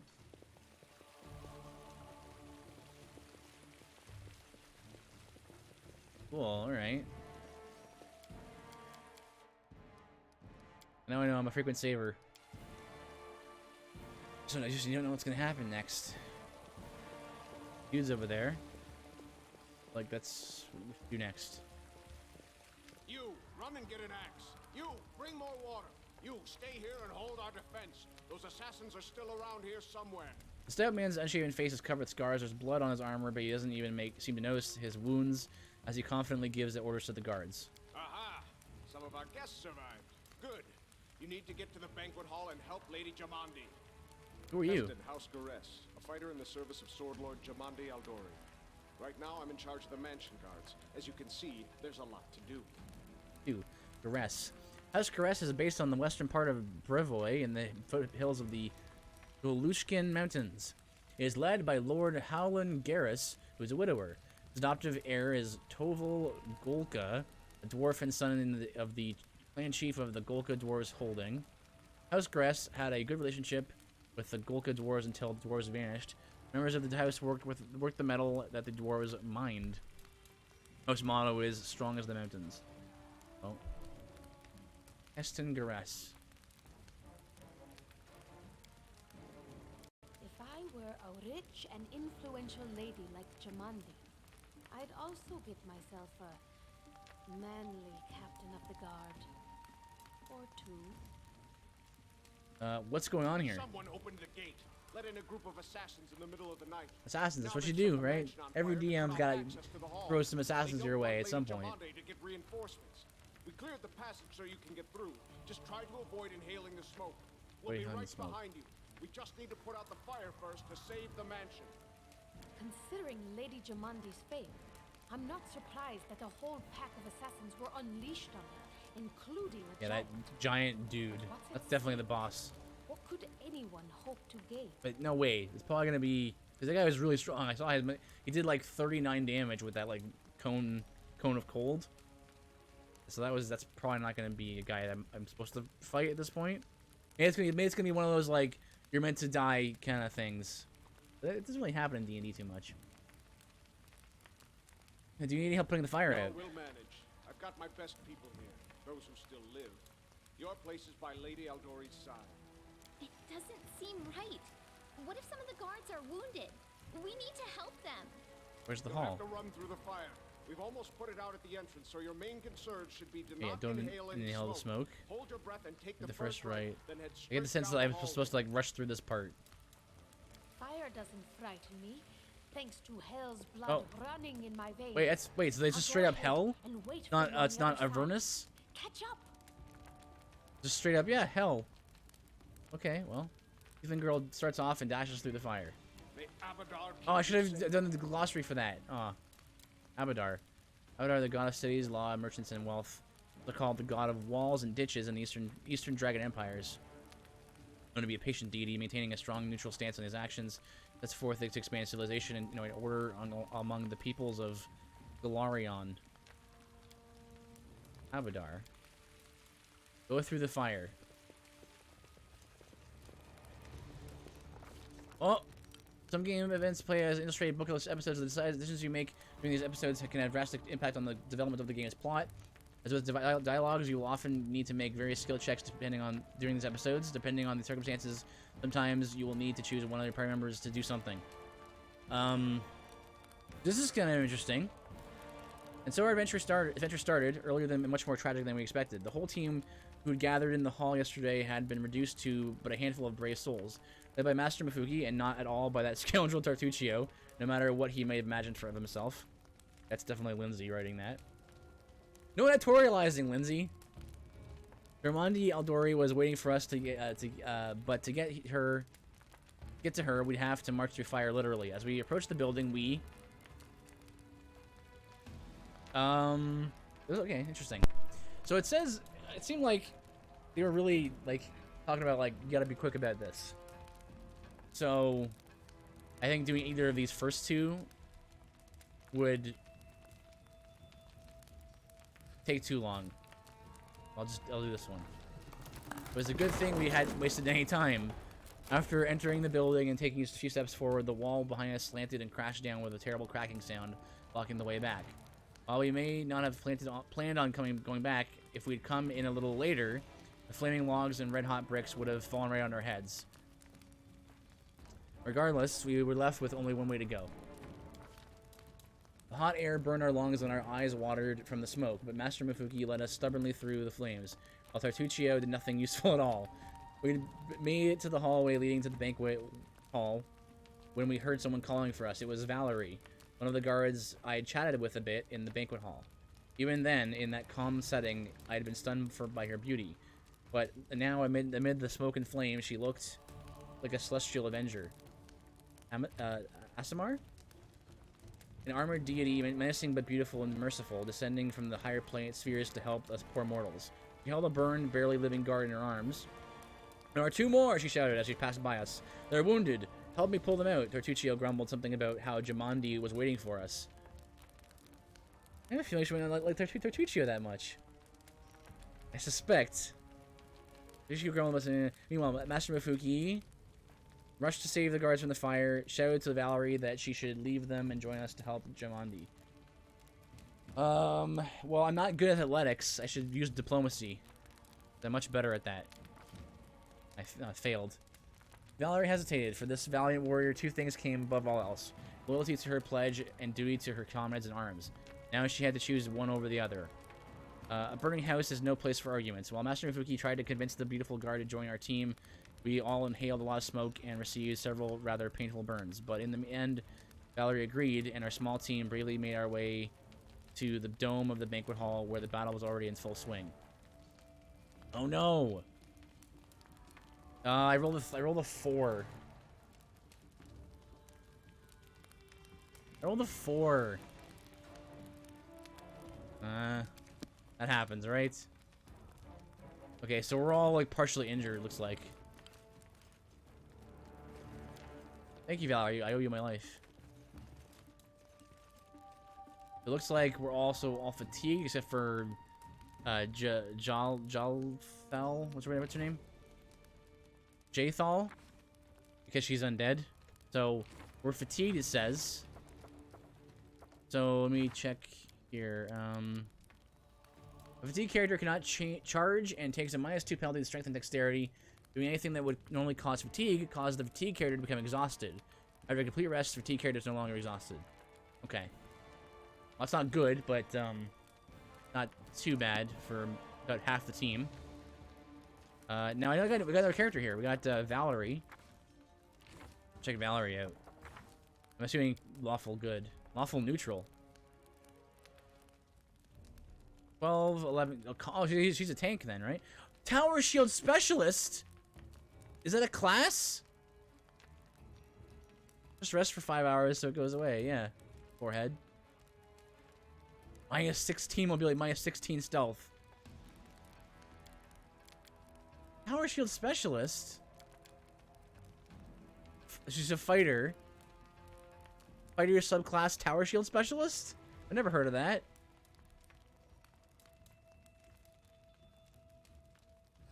So burst barrier. Here, so what does it say? A 2nd level, a tower shield specialist can use his shield to screen himself from burst spells and effects, gaining a +1 bonus to reflex saves against them while employing a tower shield. This bonus increases by 1 for every 4 levels. Armor training, tower shield training. Well, a 3rd level tower shield specialist gains armor training as normal, but while he employs a tower shield, the armor penalty is reduced by 3. The maximum dexterity bonus allowed by his tower shield increases by 2. The benefit increases every 4 levels. And then tower shield at 5th level, when a tower shield specialist employs a tower shield in combat, he does not take the -2 penalty on attack rolls because of the shield's encumbrance. Level 9. While using a tower shield, the tower shield specialist gains his shield bonus against touch attacks. Cool. At 13th level, tower shield specialist cannot be flanked. Flanking is an optional thing in 5th edition, but I usually play with it. Tower shield evasion. Oh, that's interesting. That's pretty cool.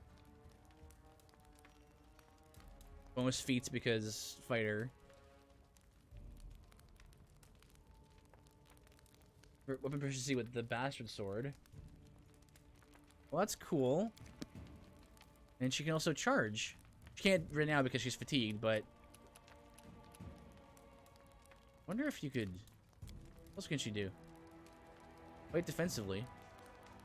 I mean, she's like designed to be a tank then, because she already has 19 charisma, right? Or 19 constitution. Yeah, that's her best stat. Interesting. What's her story? A reliable comrade in battle, proud Valerie rejected her destiny as a paladin of Shellen. Instead leaving the order behind to find her own way in life. Her loyalty to our cause is only matched by her divine beauty. True, she can be a touch arrogant at times, but I always feel safe when she's around. She's a rock I can cling to. I like how that was written as if Lindsay knew her for a long time, but really she just met her like tonight. Okay, so I think we don't need to put anything else on here. But defensively is already on there. I guess coup de grace. All right, cool. So we checked her out.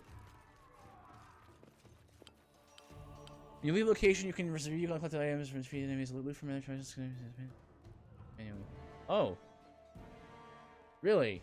So it looks like when you zone to a new area, it just like tells you, hey, here's all the stuff that you missed that you're gonna leave behind. That's really weird. Okay, well, I'm gonna leave this because that's the gold that from that chest. Take this. That's fine. I mean, it's convenient. All right, this is gonna be the boost fight, right? Oh yeah. You can just take the stuff you missed? Yeah, I guess. I don't know. Oh boy. Okay, well, I'm gonna help. Oh, hello.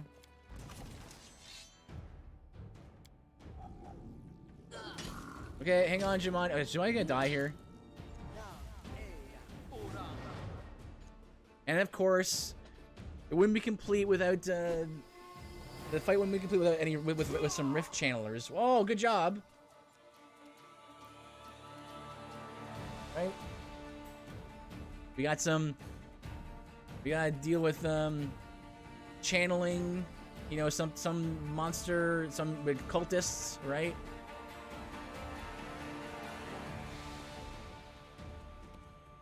All right, we're in the boss fight, so let's maybe use some more spells now.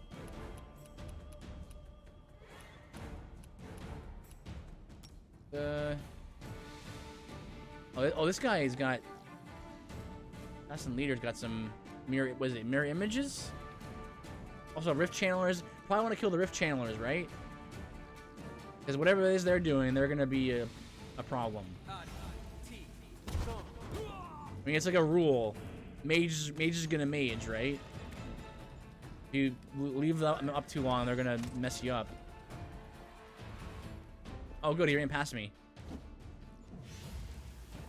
They're probably gonna, you know, be summoning stuff.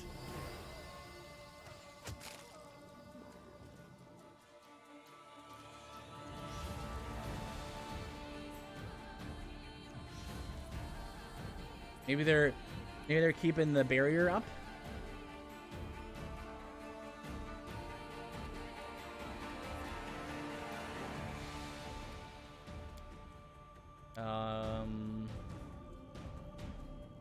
I think we just kill one of them. I think that'll be good to do. And also, I'm gonna bring Valerie in here. Deal with that guy. Looks like she did not replenish her like judgment abilities. Still has inflict light wounds and divine favor. +1 luck bonus on attack and weapon damage rolls. Every 3 caster levels.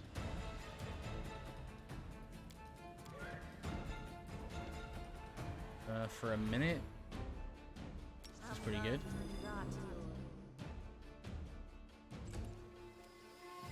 Lindsay is up. Oh, I'm dead. I didn't even notice.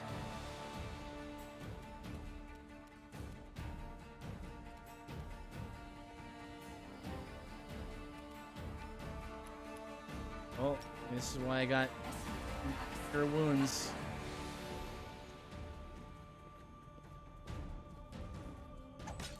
Yeah, nice. Oh, hang in there, Jamandi. Oh, I didn't check harem stuff. Right, he's a cleric, right? So he can heal. Although I'm assuming he's more of a melee cleric because of the way that his deity. Actually, no, this is an AoE heal. Go with that. Oh, nice. The AoE heal like that at the first level? Be sweet. Oops. Didn't mean to go that far. This is a free action. Like. Oh, good job. What? Good job. Oh no, what's that? Hydra? I knew it! The channelers are gonna be channeling stuff!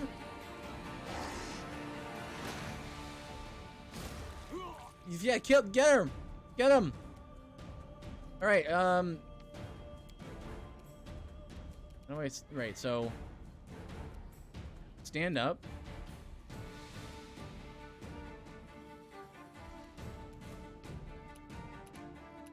Hang on.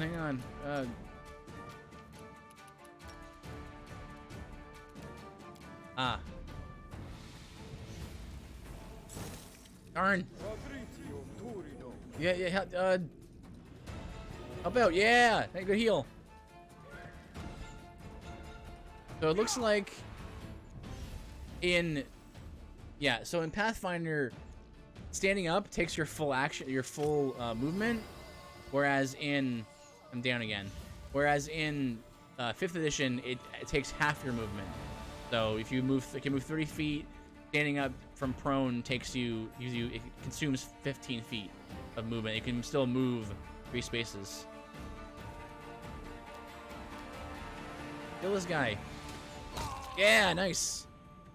Okay, so it's probably good. We're probably good to like not worry about hydras anymore. I'm assuming the number of channelers that are there are a factor. Nice. Okay. I mean, it's kind of what Valerie does, just like be a wall. Nice.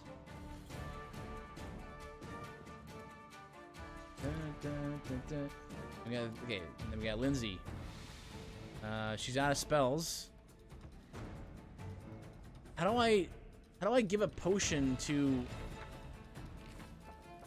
a character that isn't me? Like, how do I give?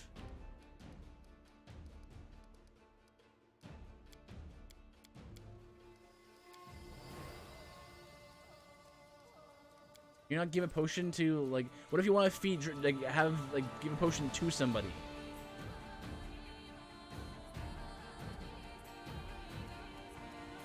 I'm not sure if you can do that. I think it's one of those things that, again, when I play D&D, I should actually use the Inspire Courage with her. When I play D&D, like, you know, house ruled, like that's something that you can just do. You can like use an action to feed a potion to someone else. I don't know if that's actually a rule that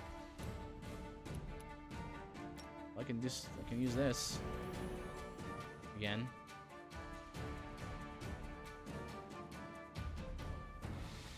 I'll move a little bit forward here. Hang in there, Jamandi. Oh, she's really strong though, so I guess I shouldn't be worried too much about her. Cause fear. Water blast from Kayasi. I think you just tell the DM. Yeah, I mean, like that's how I always play. Is like you just go like, can I feed this potion to my my friend? You know. All right. So again, using my movement to stand up. My full movement. I could drink the potion.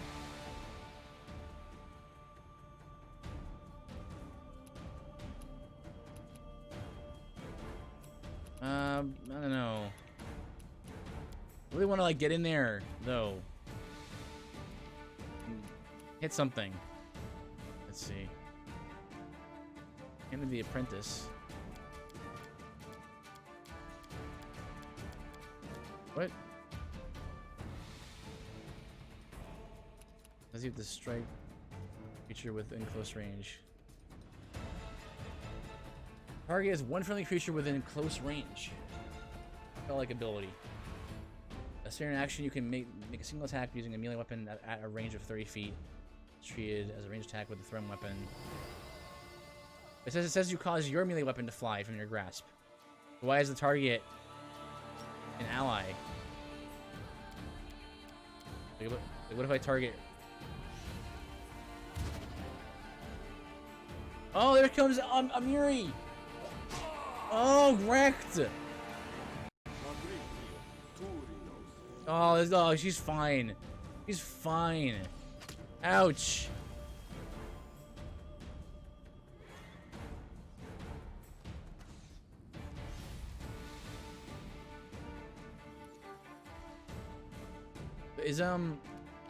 Is Lindsay under the effect of fear? Sure. I should use my spells here. Let me see if I can get close enough to use Burning Hands. Yeah, nice. Nice AoE. That'll hit what, 2, 3 people? Maybe? Yeah.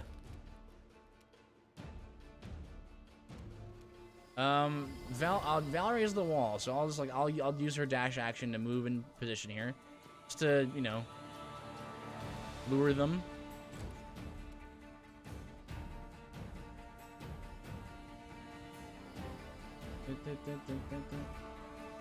Let's see, is there anything I can... That says touch.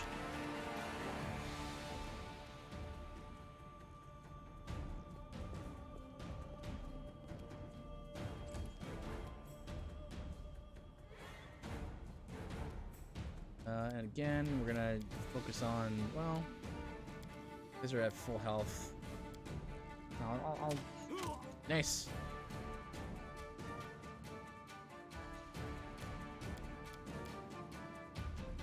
Let's use that free action, Destructive Smite. Get a morale bonus on damage rolls equal to half your level. In the class that gave you this access to this domain, minimum of 1. So, yeah, +1 bonus to damage rolls.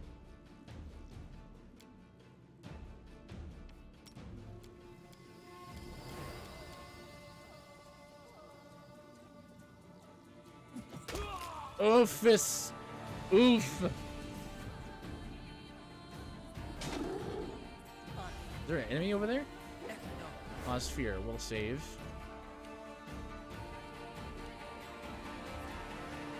Bleh! Oh, Omri's tearing it up. Tearing it up, Omri. Oh, there is an enemy over there. Large Earth Elemental.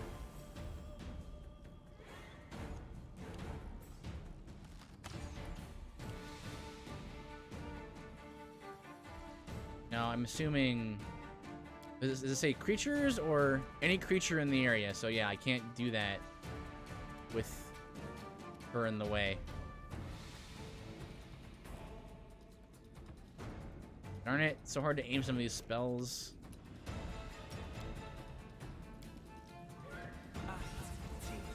Pew!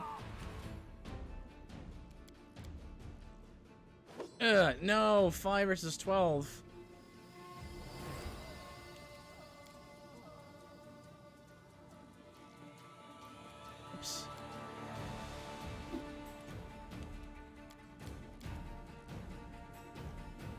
Boop! Nice! Good job, Lindsay.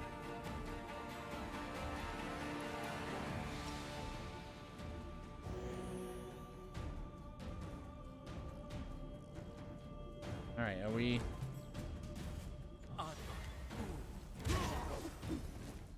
Brave Enfeeblement. And he got it off.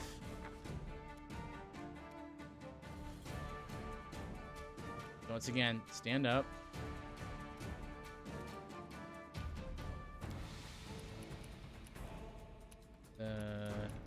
Burning Hands, no.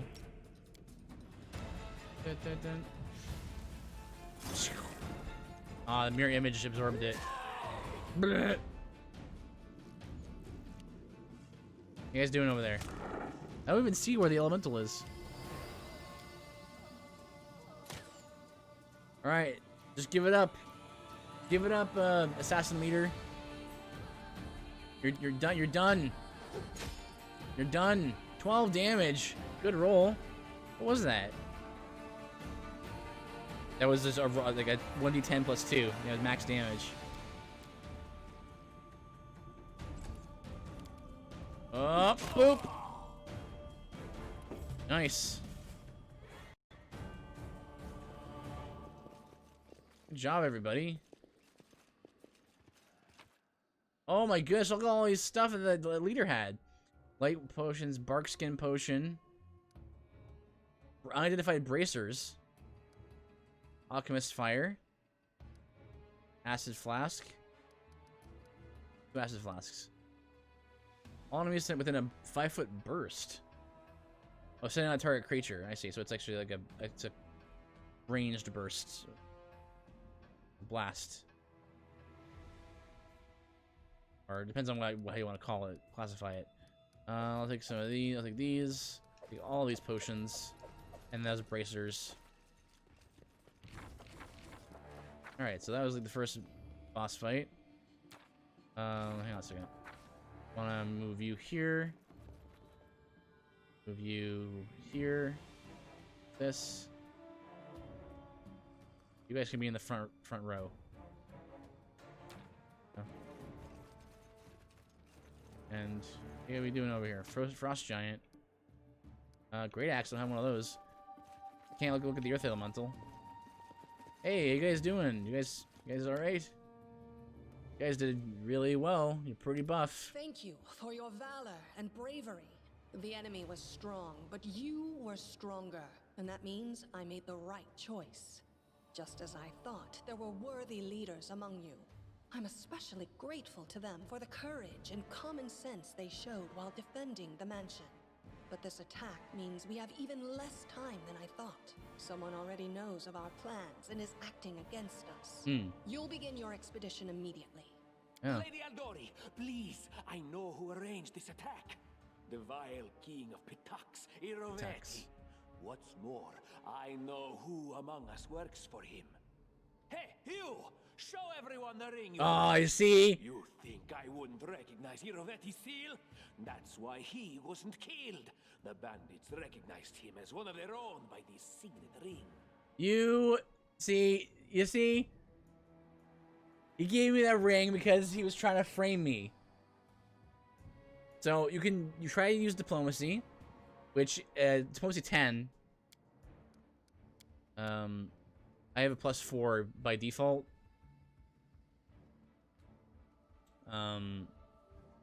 That's pretty good. But I also have a. How could we have known? Yeah, he gave me that ring because he wanted to show that I was in league with Irovetti. Hello, DJ. Welcome. We're doing well. God bless. However, my knowledge, my world knowledge is very good, so it just shows that I passed the check.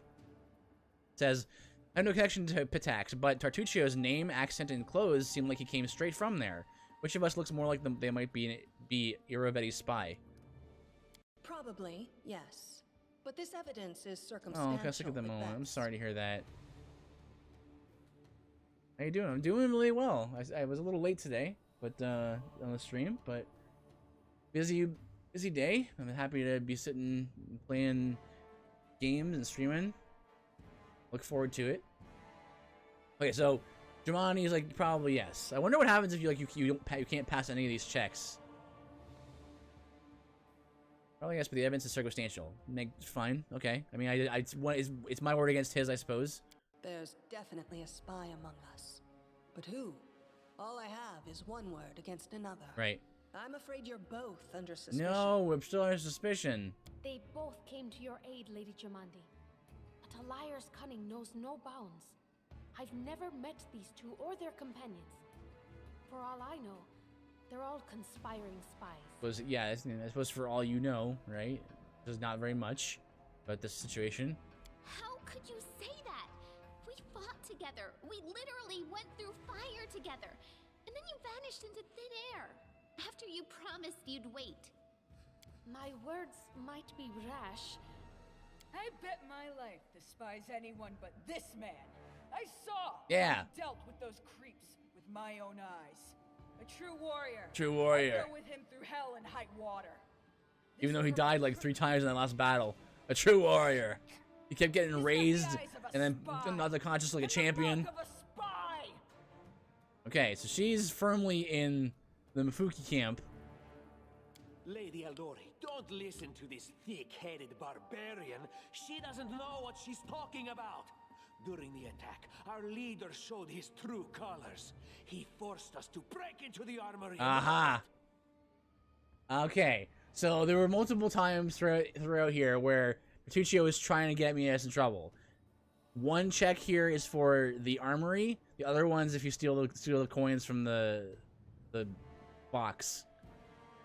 And according to the thing that popped up on the right side there, you get choices, and they change depending on your alignment or what things that you can say. So lawful, neutral, chaotic, neutral. You should didn't take the money. That's true. I didn't take the money. I got super lucky on the armory though. So lawful, neutral is the way we're gonna go. If we're gonna go anyway, we're gonna go lawful, good. Lawful, neutral. Forgive me for my trespass. In my defense, we were in the middle of a battle. Dire needed weapons, so I got a +4. It's not terrible, An attack fails. is no reason to break into rooms in someone else's house and pocket their property.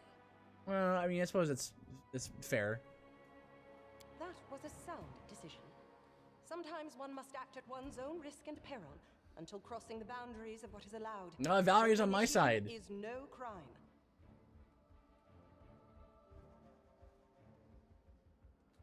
Right? Is that what she said? Some decision, sometimes, yeah. It is insane when faced with death to stop and question Harem's whether not on you my may be side. breaking some About that. law or rule.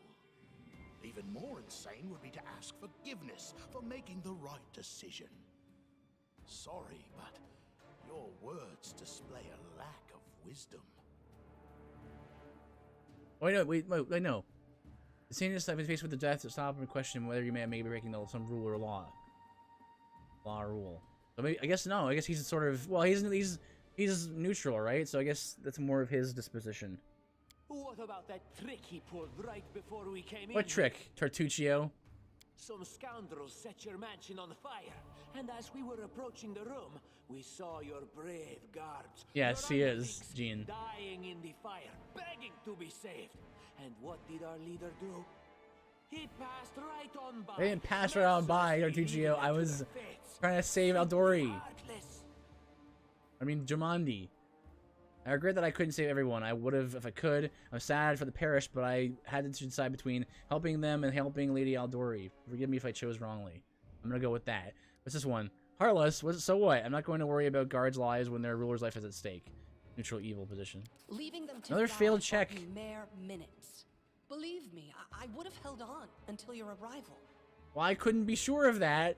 I didn't know how buff you were. May Shellen spare me from ever having to make such a choice, but he behaved decently as a true leader. Bad rolls tonight, right? A true leader is someone who has their priorities straight, not someone who would put a valuable ally's life in danger for the sake of some servant. Some servant? I sound evil, don't I? Enough squabbling. I'm still not sure which of you I can trust. Get some new dice, However, I know. The risk of entrusting These dice are going in dice jail. Is too great. For the Here's night. what we'll do. 2 teams will head out. That way, I'll know at least one group can be counted on to serve my interests in the stolen lands. Okay, so we got 2 teams. I already have a feeling I know the teams are going to be split because based on how everyone was behaving Lady and talking. Aldori, most of those who were to set off for the stolen lands have been killed. Those who yet live will require help. Please allow me to join the expedition. I'm sad to lose such a talented warrior. But you're right, Valerie. They have greater need of you right now. Go, and may Abadar keep you. Which of the 2 teams would you prefer? She's going to go with me, right? Because she agreed with me If my leader allows, Yes. I would join his team. Definitely He's a want worthy commander super in my cool eyes. Tower Shield lady to come with me. Commanders, military leaders, all these laws and rules No. are dust The and cleric wants to vanity. go with I Tartuccio? suppose I will accompany Tartuccio. It's not because he's a cleric, it's because he's neutral. Our leader is good in battle. She's evil. But He's definitely I gonna don't go like with all the Tartuccio. Spiritual agonizing. I prefer those who can act without wasting time helping every little pipsqueak. Little pipsqueak. Those like Tartuccio. There's no honor among thieves, Jathel or Jathal. He's gonna stab you in the back too. If you guys are both evil, you guys are gonna betray each other. It's gonna be a whole situation. All the evil guys are teaming up. Harem's neutral, but still. Tartuccio's going to take the credit for himself and be done with it. Yeah, Lindsay. Shellen, spare me from such allies. I'm going with you. Yeah, she wants to come with me. You're a hero worthy of my quill. As for me, I know neither of these two. At least not well enough. And I have no wish to become an unwitting pawn to an unworthy leader. If Lady Jamandi allows, I'll remain in Restov and help mend the wounds this attack has inflicted. But who knows? The road may bring me to the Stolen Lands, but not yet. I don't even need to think. I'm Yeah. coming with this man. I don't need to As for think. you, I don't think because I'm the wait until we barbarian. meet along the way. I'll be sure to hang your rotten spy guts from the trees. All right, we have two teams. Oh. To avoid unnecessary conflict on the road, you'll each take a different route to the Stolen Lands. Tartuccio's team will go through Navakta's crossing. Okay. The garrison commandant will provide him all the help he needs. You will take your team to Oleg Leviton's trading post. Trading post? He's been complaining about the Stag Lord's bandits for a while now. There, you'll be provided with all the necessary travel supplies. And she gave me camping supplies and rations ×4 and a science scroll of Raised Dead. Well, that's nice. Start right off the bat with a scroll of Raised Dead.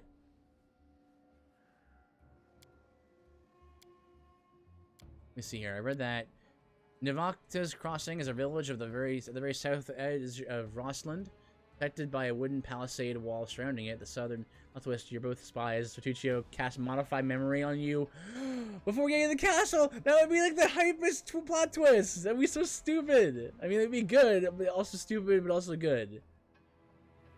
Modify Memory is such a silly spell.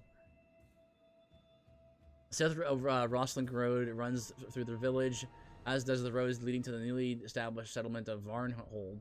This place is home to trappers, anglers, hunters, and tradesmen. Locals are a serious bunch and are very suspicious of strangers, especially those from the stolen land. Now we're going to the Oleg's trading post. There's a abandoned border fort at the southern edge of Rossland's found a new life recently. Oleg and Svetlana Leviton, a couple from Restov, rebuilt it into a trading post. This place is now one of the few hospitable shelters for travelers in the surrounding wilderness. Well, doesn't seem so bad. Tartuccio, your words are quite convincing. But Yeah. I can't afford to trust That's because I words failed my alone. checks. If That's what you're she said. That's what really she's saying. That innocent, I hope if I had gotten those checks, she would have been like, you know, I have to figure out what's going on. But here she's like, oh, you're quite convincing. While you're away, Keston will investigate the night's events and learn who in Restov is working for Patox. But you should know Tox. that Is it that how you pronounce isn't that? just Patox we need to worry about. The royal house of Sertova may also Sertova. interfere in our plans. I've managed to keep this affair a secret from them so far, but that can't last long. By my estimations, you have no more than 3 months. After that, any feats you accomplish will be pointless. That's a good point, Jin. I had not thought of that. He's a sorcerer with high charisma. Yeah, I mean, he would have high charisma. My estimations, you have no more than 3 months. Okay, so there were not time limit. Read this already. Patox. Long a haven for thieves and smugglers, Patox is a hub for trade in the River Kingdoms. It aspires to be a center of culture and higher learning as well, but cannot escape its more unsavory origins. Royal House of Sertova. House Sertova is the currently ruling family of Brevoy. It's also the oldest Brevic noble family and the most influential. The original holdings are the environs of Port Ice. Port Ice, that's quite the name. In northern Isia, on the shores of the Lake of Mists and Veils. Sotovas are known to be as careful and cunning diplomats. Before Coral the Conqueror invaded, Sotovas were known as pirates and raiders, and the family still has many connections with the pirates and brigands of the region, many of whom are distant relations of the Sotova clan. Motto is, ours is the right. I'm not really gonna remember all this, but it's just good to at least have access to the glossary and things. A lot of details to remember. And now, farewell. This battle was but the first ordeal along your path, and you overcame it as true champions of Restov. May the obstacles that follow also fall to your feet. Fear nothing, my friends, and return victorious.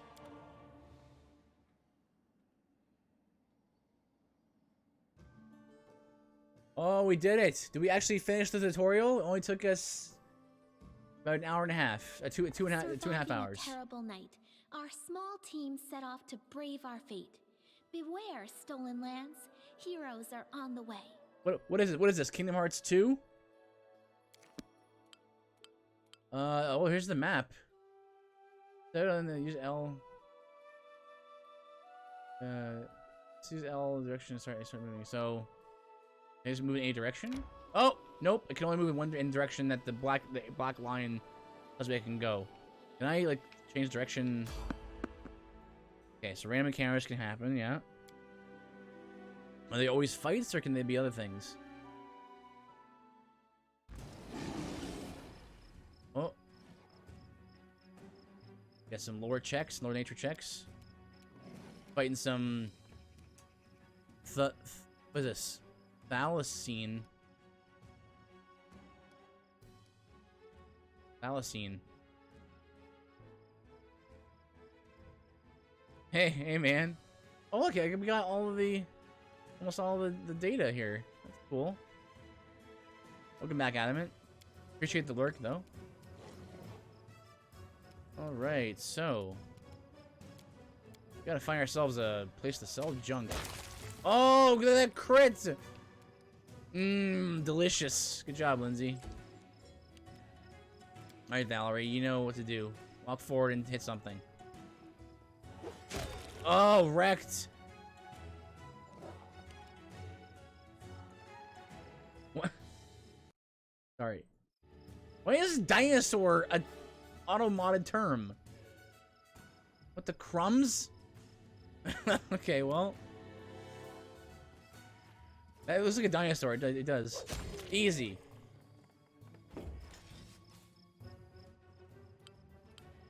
It's high time to set up camp and rest. In camp, all characters... See, you didn't end up with the evil characters. No, it doesn't seem that way. In camp, all the characters will restore some of their lost hit points, and those... yeah, some. As opposed to all. Those capable of rest and casting spells will replenish them. To camp, you need a special resource, rations. Okay, so we have... so rations are how you camp. Camp, hold the right trigger. Right? Once everyone has gathered around the camp bonfire, press the manage button to see a special camp interface used to set the resting time and distribute the following responsibilities among your party members. Hunting. Acquire additional rations if you succeed. Okay, that's good. Cooking gives you a buff. Lasting 16 hours, depending on the recipe. Special abilities. Camouflage. Do not get ambushed.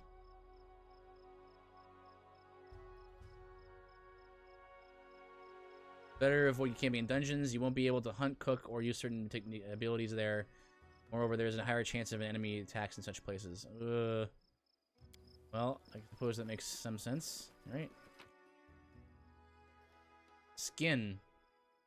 Press Y to skin.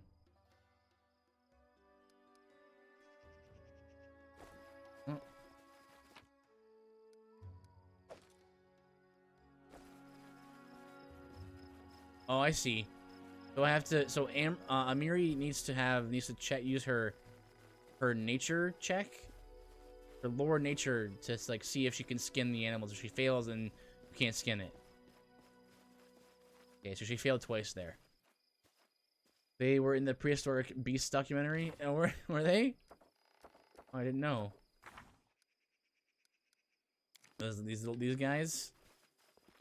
All right, so I'm assuming the game wants me to use them to figure out to tutorialize the camping thing. So let's rest. Okay, so we can put it anywhere where there's green. Okay, and that said that you have to push A next to the bonfire. There it goes. So rations and healing. And everyone's assigned to various things. Apparently, I'm the best at cooking because I have knowledge world. I watched a lot of prehistoric animal documentaries in the past. Wow, what a nerd. That's cool, though. Prehistoric, I mean, like dinosaurs and stuff, I mean, they're pretty cool. So, I don't blame you.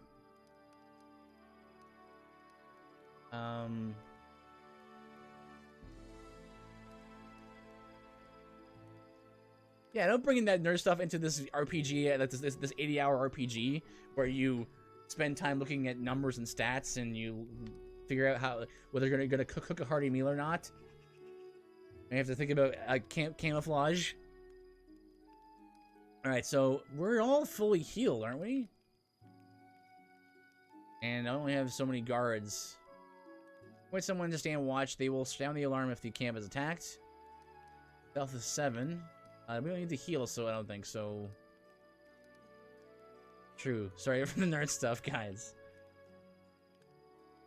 I guess this is just fine the way it is. Begin resting.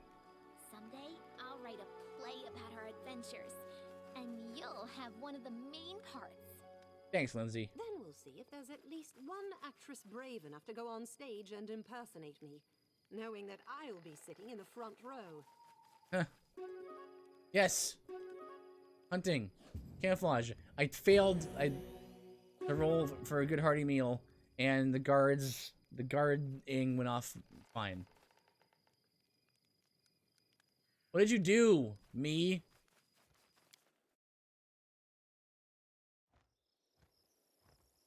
All right. Nice. Well, okay, we figured out how to do that. So if I look my inventory here.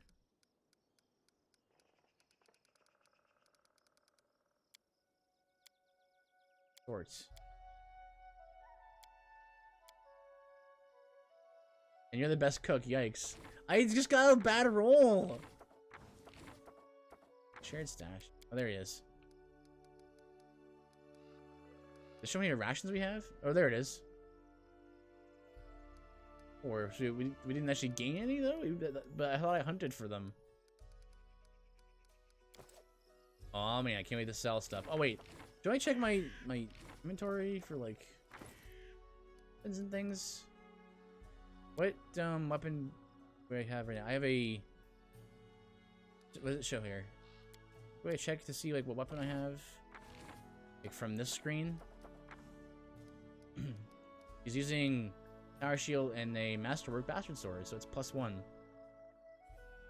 Hello, Kajmir. Hey, nerd is a funny word, whether it applies to you or not. Nerd. Oh, hey, we're almost leveled up. Pretty sweet. So, that's probably gonna be any better than what I've got. I have some armors and things. What does she got here? Banded mail, heavy armor.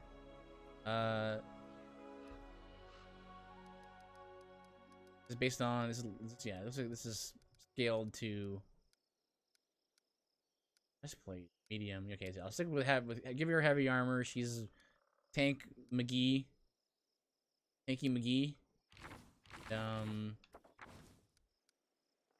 Dawn's Embrace.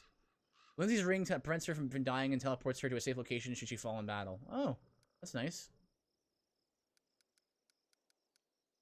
There's 2 scrolls here. I don't think I have any other slots now.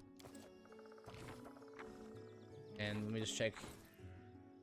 Amiri. She has a ginormous sword. That's actually what it's called. So it's got a +1. It's a +1. And it's got oversized. Weapon is exceptionally large and deals more damage, but attacks with it suffer a -2 penalty to attack rolls. So less accurate, but more damage. Okay, cool. She's wearing hide armor. Is she a heavy armor user? It doesn't look like it. I want the breast. Well, hide armor is armor class 4, max dexterity of 4. He's got 16 strength, 13 dex. Oh, if I do this, will that increase my? I go from hide armor to breastplate. Will that give me more? It'll give me 17 armor class. Because hide armor is 4, this is 6, and she doesn't have that much dexterity, so. Okay. Good preliminary check there. We're good to move on, I think. Oh wait, one more thing. My formation. Right. So this is okay. We got put you in the front. You go right here. I can't use like the D-pad. I can just use the control stick. So there you go. That's good enough. How do I get out of this place? Give me that rabbit. Quickly kill it. Amory, free food. Oh, here we go. You cannot travel. Your inventory is too great. Inventory weight is too great. What? Ugh.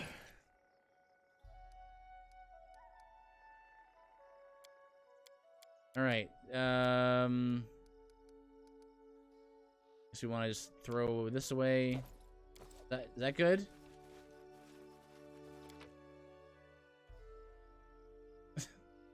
I guess I should leave it.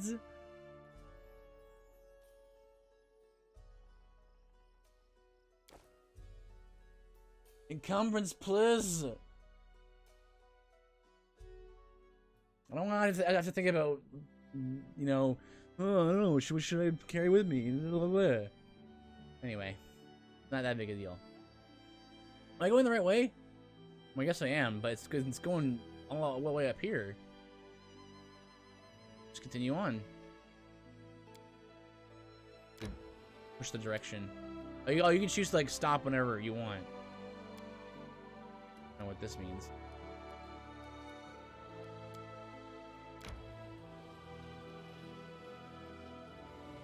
Where are we heading on? Where are we heading here? It's night now. Oh. You guys are fatigued. Well, yeah, we traveled, so we can rest again in the overworld this time. The more I travel, the more I'm sure. True nobleness is not inherited. Every other smug dimwit with a Marquess title has worse manners than his horse. Yeah. Yeah. Darn it! Not again! Why am I a bad cook?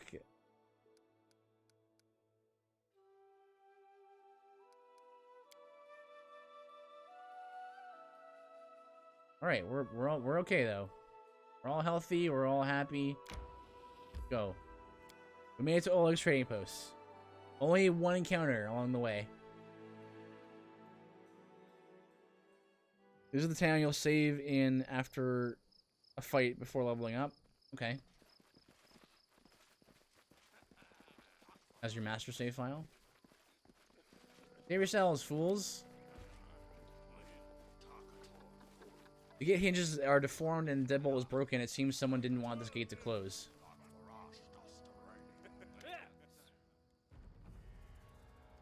In the night, unless you want to replay that every time you play the game. Probably do without that. This tutorial is going to be the same every time, pretty much.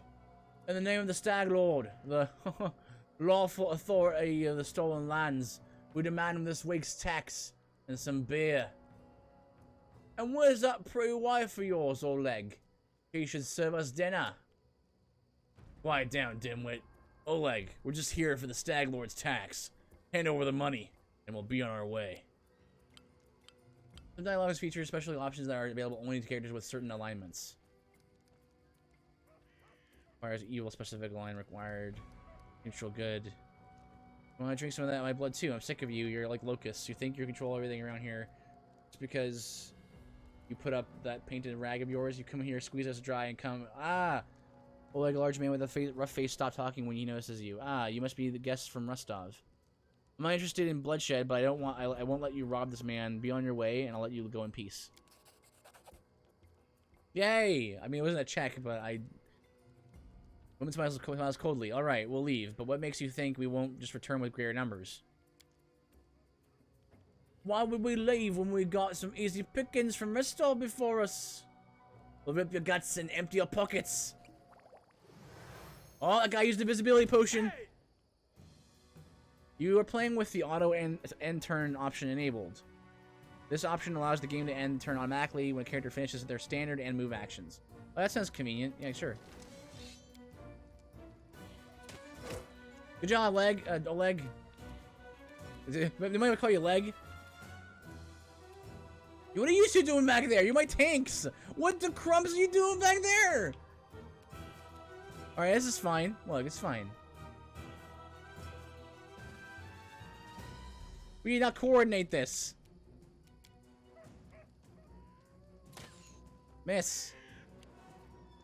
Oh no! Oleg! They're going for Oleg! Quickly! Valerie, use your charge ability. Can't! Why can't I do that? What is this? Wait, I thought you could do this. Full round charging a special action that allows you to move double opponents being attacked in the same action. Can I not do that because I don't have enough movement, maybe? They got stuck?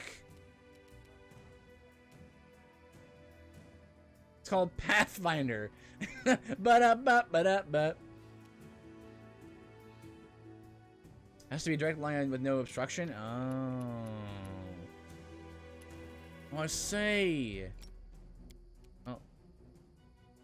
I'll just go ahead and use my turn here. But just stick on fight defensively because that's the deal. It's her deal. What we got here? What's this? Daze. That's a cantrip.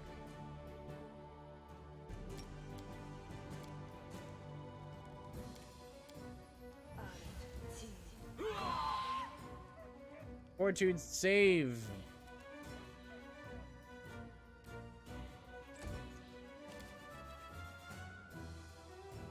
Come on, Miri. Now that you're dashing with you. Oh, hey, rage.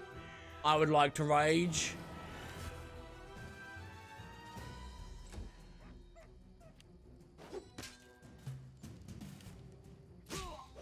No. Oh, like, look out.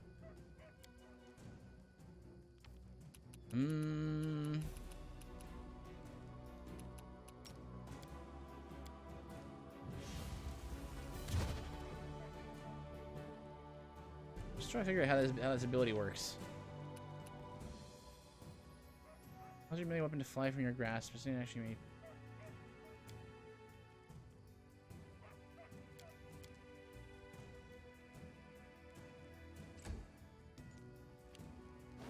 Oh no!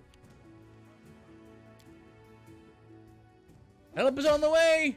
Help is on the way, Oleg! We still have fight defensively still like applied to us. Shoot him! Miss!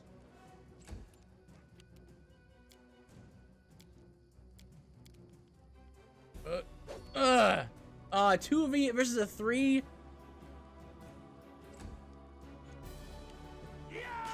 Yeah!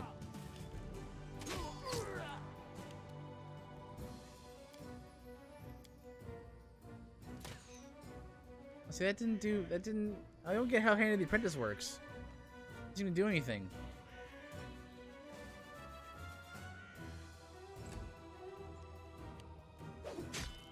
Oh! Hang on! Oh, I wonder if he stays dead if I don't help him. Will I get an attack of opportunity? Probably. I want to do it anyway. Yeah! No!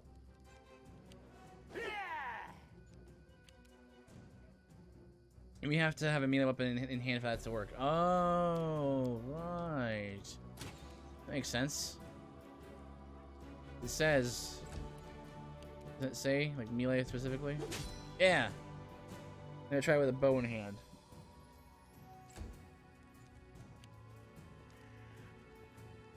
Oh, leg! Oh! Take an opportunity! Yeah, it just says your melee weapon. Yeah, okay. That's right. It says your melee weapon to fly from your grasp. That's why... no! Oh! Oh, no! Getting terrible rolls.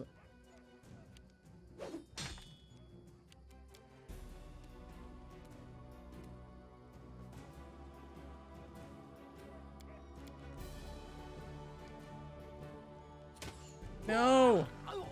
Oh! What happened? What happened? Miss? Gave this 4 damage to Amiri. Did he try to run away? And got killed by an opportunity attack? Go after him! Crunch!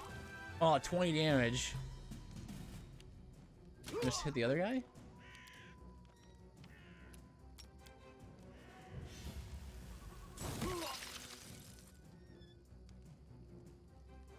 One damage. I don't know. Oh! Another miss! All you can do. Daze. Daze. Oh, yes! Yes! Daze is like a... Daze is like a... like stun, but not as good. That's my understanding of Daze, right? Like... Did I attack already? Yeah. Yeah! Oh, this is to gain the class and increase your respect. Yep, leveling up. Sword, sword, leather armor. There's a trading post, right? So I can trade you stuff, right? I'm gonna pick up all this stuff.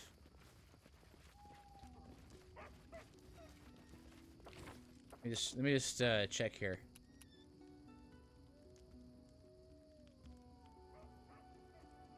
Yeah. So yeah, the dazed is like the part of stun where you can't take actions, but you don't lose AC penalties. You don't get minuses to AC and stuff, but you still lose a turn. So that's pretty sweet. That's a pretty good spell. But it only works on humanoid creatures with a 4 or fewer hit die. That's unfortunate. I really wish spells like scaled better. Some spells scaled better. Like that's not gonna be any use very soon. Very unfortunate.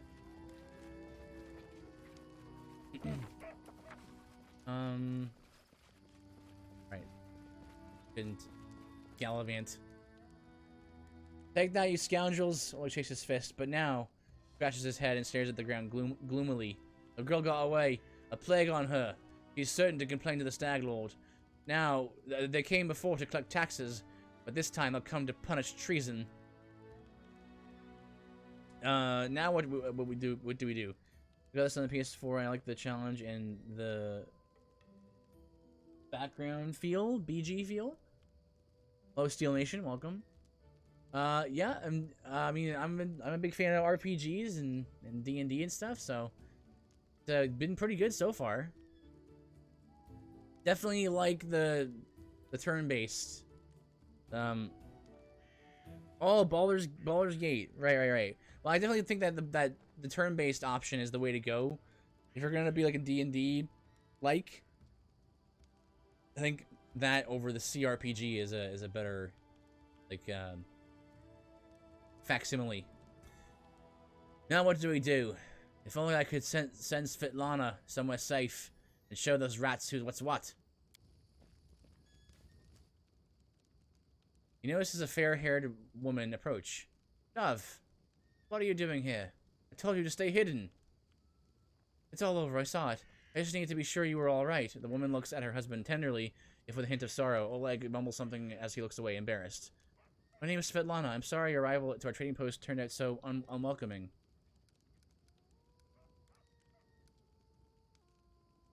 I want to sell things. Don't know what good trading will serve if those bloodsuckers come back and take everything, but alright, have a look. Alright, so how does trading stuff work in this video game?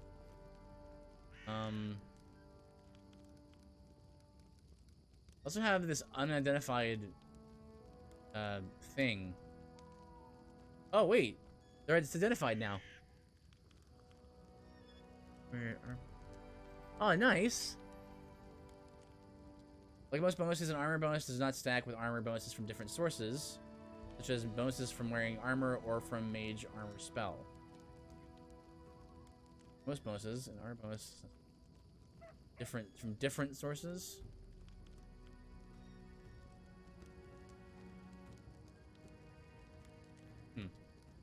Well, nice. I'm gonna put that on then. Right, so I'm gonna sell all these extra things. Oh, they're not worth very much. I just sell, like, I don't need like more than one of these things probably.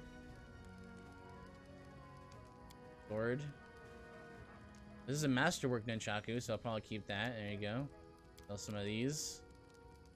Again, I'm not really sure what I might need, so I keep like keeping things around. This is light. This is medium. Sell one of these. Sell these. Sell all of these.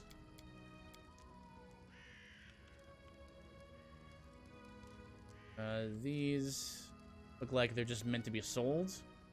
This is sort of like the Pokemon rule, right? It says right in the description, a merchant would pay well for it, for this thing. So to me, that says, like, I get to bed. Hopefully you get better rolls later. Thank you, Gene. Hopefully I will. It's like, you know, like the Stardust or like the gold nuggets from Pokemon. It's like, merchant would pay well for this. And it's just like a thing you meant to be sold. So I think that's what you're meant to do that with. I took this so I could sell it. Given that map, I'm just gonna assume that this is like merchant fodder. I'm gonna assume that. I don't know if it's the case, but we'll just go with it. This is the first playthrough. First playthroughs you're supposed to make mistakes, you know. No worries.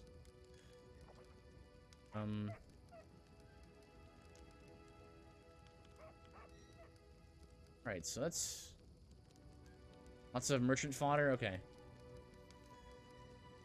This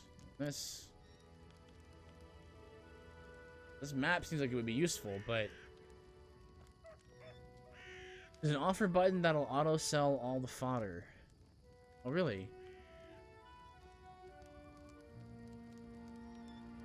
Really? Crash. Crash on. Non-magical. And off. Masterwork on.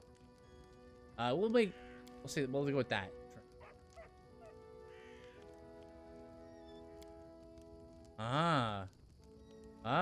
Yeah, you're right. Bulk selling. Oh, hey, what's he got?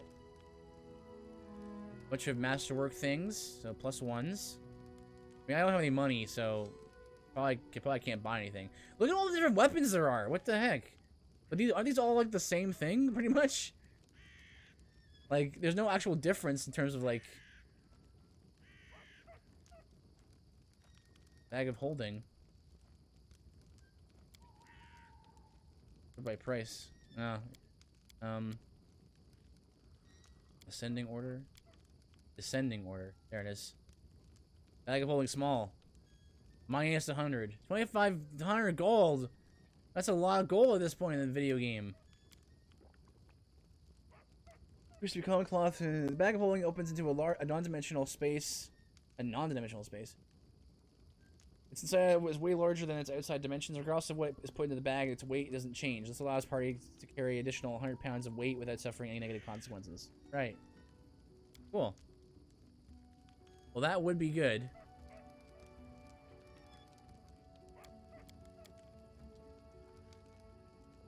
Lesser reach meta magic rod. Scimitar +1.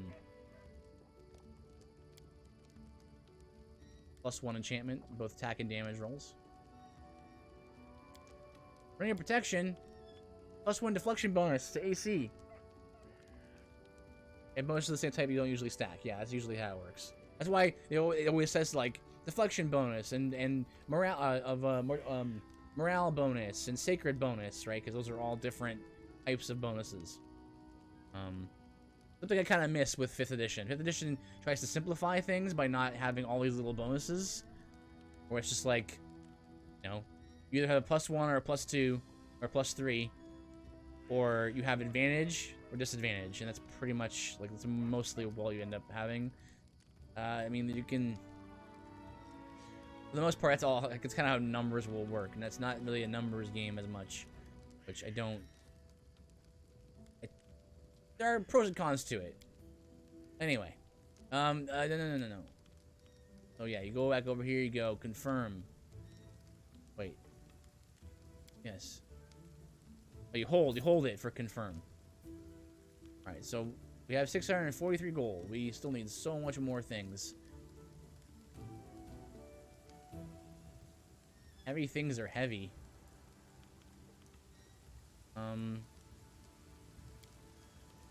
Cool. That's a good start right there. Get to the point. You say the bandits are going to attack again. Who are they, and when will they arrive? Tell me more about yourself. Okay, so yeah, let's do this one.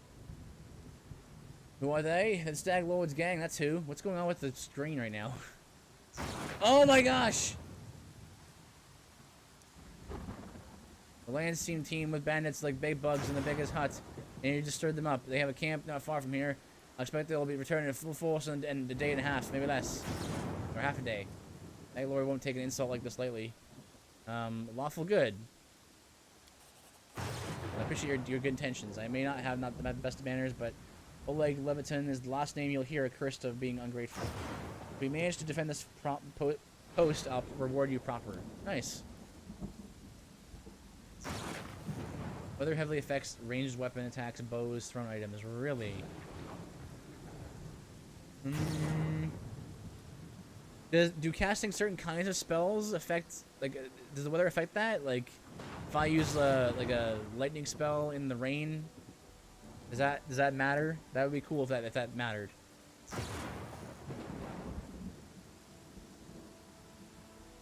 Spells are fine.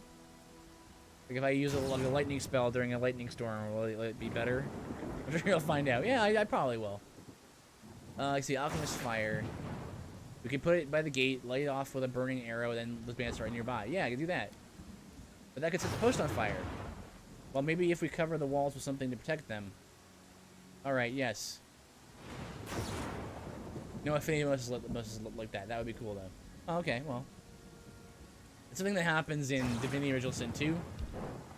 Which, you know, the guys who made that are working on Baldur's Gate 3. So, I just thought maybe that was a thing. I'm gonna look around, look at the best way to use tar. Questions. Questions. Tell me how many bands are there? What do they want? Gate, no one knows that. How many there are. Okay. Nothing taxes. The Stag Lord and his cronies, of course. That Stag Lord fancies himself a king in these parts. You may have antlers for a crown, but all the troublemakers around here are happy to follow his orders as long as they're paid. Hush, Weather. I love how we're just having this conversation in the middle of like a huge rainstorm. So they cherish an arm and leg as taxes, and they call our executions punishment for treason. Even those who never swore allegiance to the Stag Lord, they're killed fast if they're lucky. If not, well, it looks to Svetlana. Dub, why don't you go start with supper while we finish our talk? I have no need to protect it from dark talk. I'm not some blind kitten, you know. I've seen what they do to people. Svetlana lowers her head. Most of the gang is made up of simple bandits, but there are a few monsters among the leadership, especially those close to the Stag Lord. Arx and Dovin from Nisrock come to mind. They look like to make a show of their tortures and executions. My husband and I, we saw the bodies. Enough about the bandits for now. Possible attack. Bandits, tell me about yourselves. Important things for travelers. Gonna kill us. What about the man who came and ran away? Must be Boken. He sells potions. He lives out in the forest like a hermit, but he comes in here every day. He knows every tree and bush in the area, and how you like help him. The Saddler's gang wants him to work with him. That's the courage to fight those bandits. He won't talk. He'll just walk away from us. He has a good heart. Okay, can we get him to help us?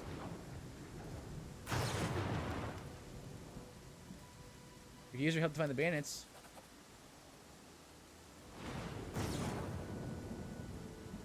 Oh, nice. He gave me a potion of cure wounds.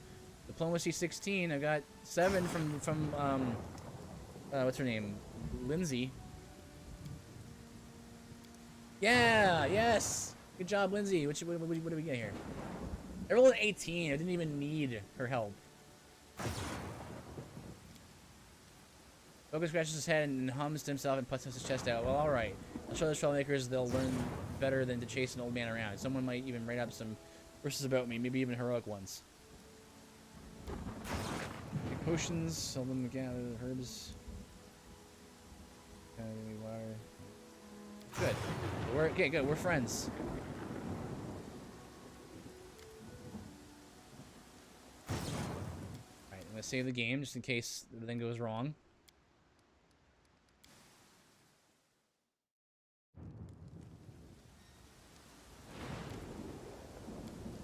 You're not. I'll stand with between you and this bomb under my protection.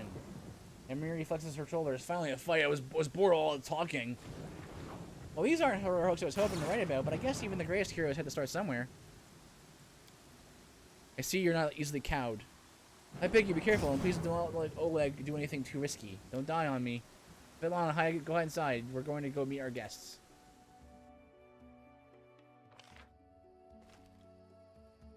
Here we go. Alchemist fire! Oh, it destroyed it, like, destroyed all those dudes. Killed 3 of them right out of the gate, man. Then Boken's here. Boken's gonna go, oh, throw more fire. Let's go. Alright, so starting with Valerie, where we have our fighting defensively up, which is what I want. We got a bunch of bandits. Anyone named? Anyone? Okay, this guy's named.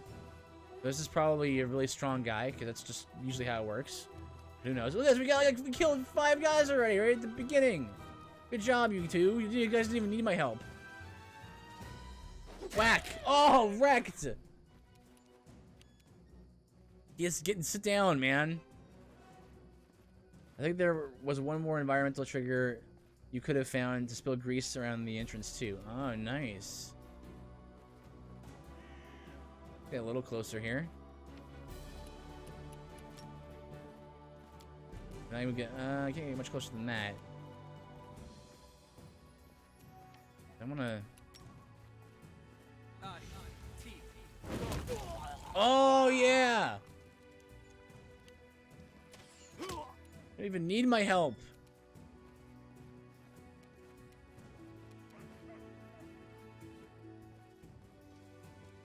Miri's, go stand in front. If it helps give you a sense of how much the environment can affect the game sometimes. Just to go this fast. What can I say? We have a very powerful team on our hands. Oh, also good rolls. Oh, there's 3 more behind him. Oh, good job.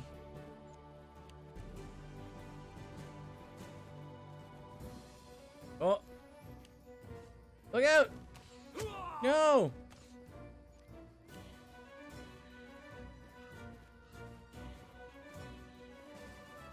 Oh no, we gotta save Oleg! You just... Why would you go and do that, something like that? Throwing Oleg's face.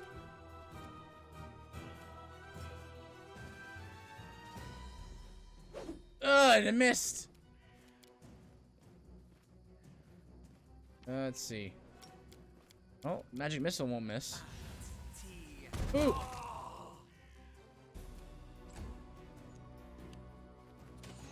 Yeah, nice.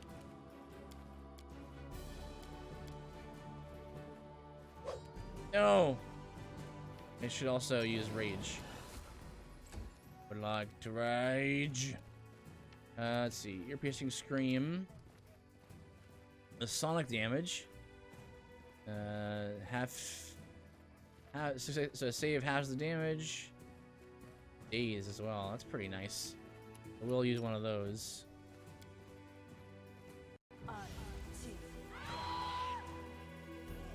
Fortitude save looks like. And bow, yeah, miss. Oh, double miss.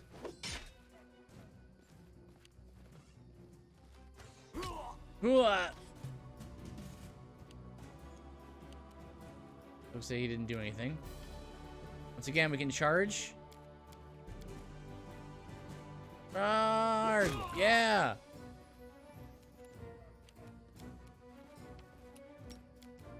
Watch the acid. Ooh, good roll.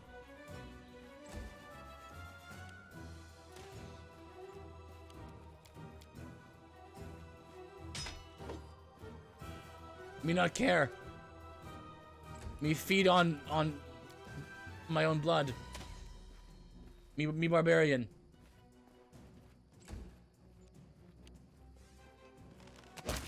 Oh! Oh, I knew. I said, because he had a bow, and I knew he was going to try to use that bow, and I was going to get him real good. You killed me, Boken! How could you? I was probably going to not die in an encounter.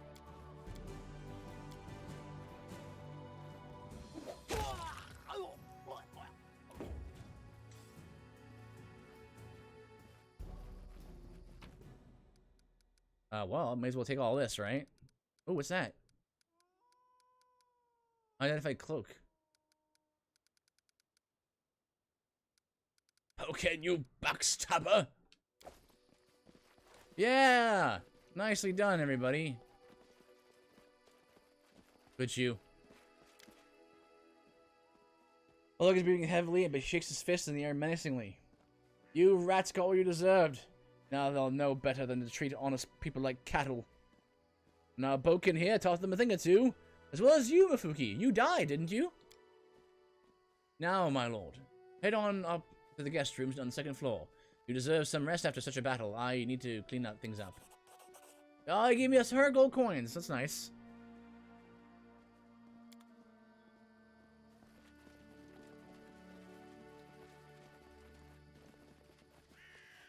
What does it say about me as a video game player when I see this fire? My first thought was, I'm going to try walking into that fire to see if you can actually do that. Like, will the game let me walk into the fire or no? What you do, right? If you see a fire, you see a torch, you see a fire, you see, you know, you guys just see what it does. Can I loot this without him getting mad? It looks like I can. Does you care about game design? That's true, I do.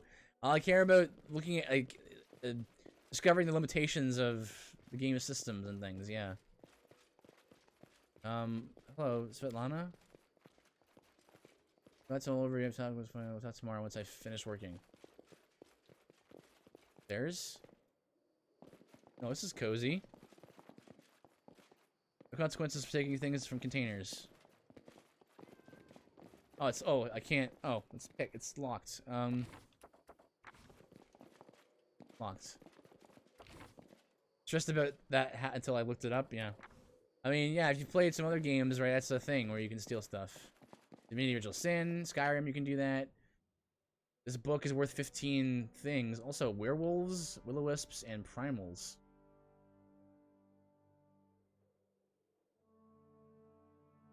You're gonna try those checks each time you level up. Oh, really? Ooh.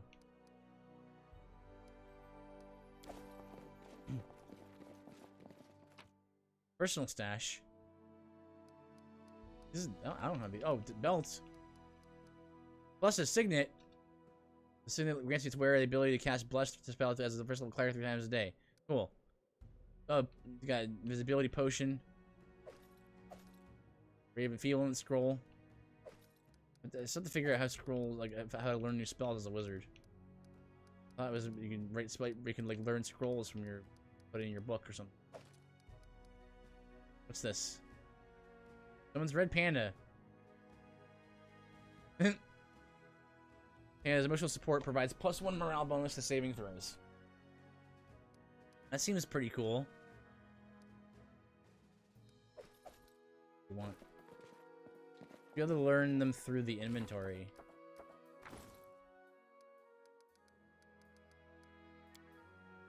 Oh yeah, nice. Oh, I can't with these though. I see. This is a spell I already know. Yeah. Yeah, nice. All the spells. I guess if I want to learn those spells, I should learn divine spells. Yeah, I should probably like. If I want to learn those spells, then I would have to like multi-class into another class.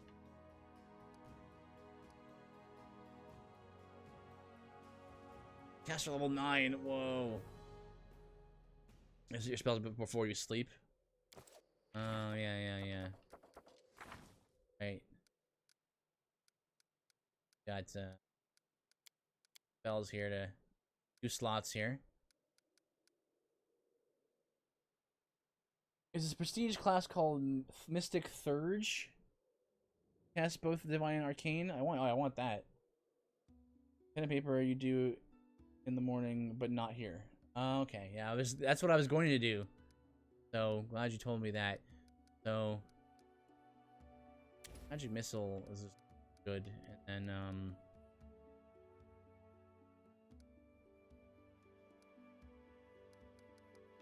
snowball. Let's go snowball. You'll end up casting 1 level below max for both spell lists. You take the prestige class. That's true. I won't get to see all of the cool level 9 spells. I mean, I'll only really get to see 1. Yes.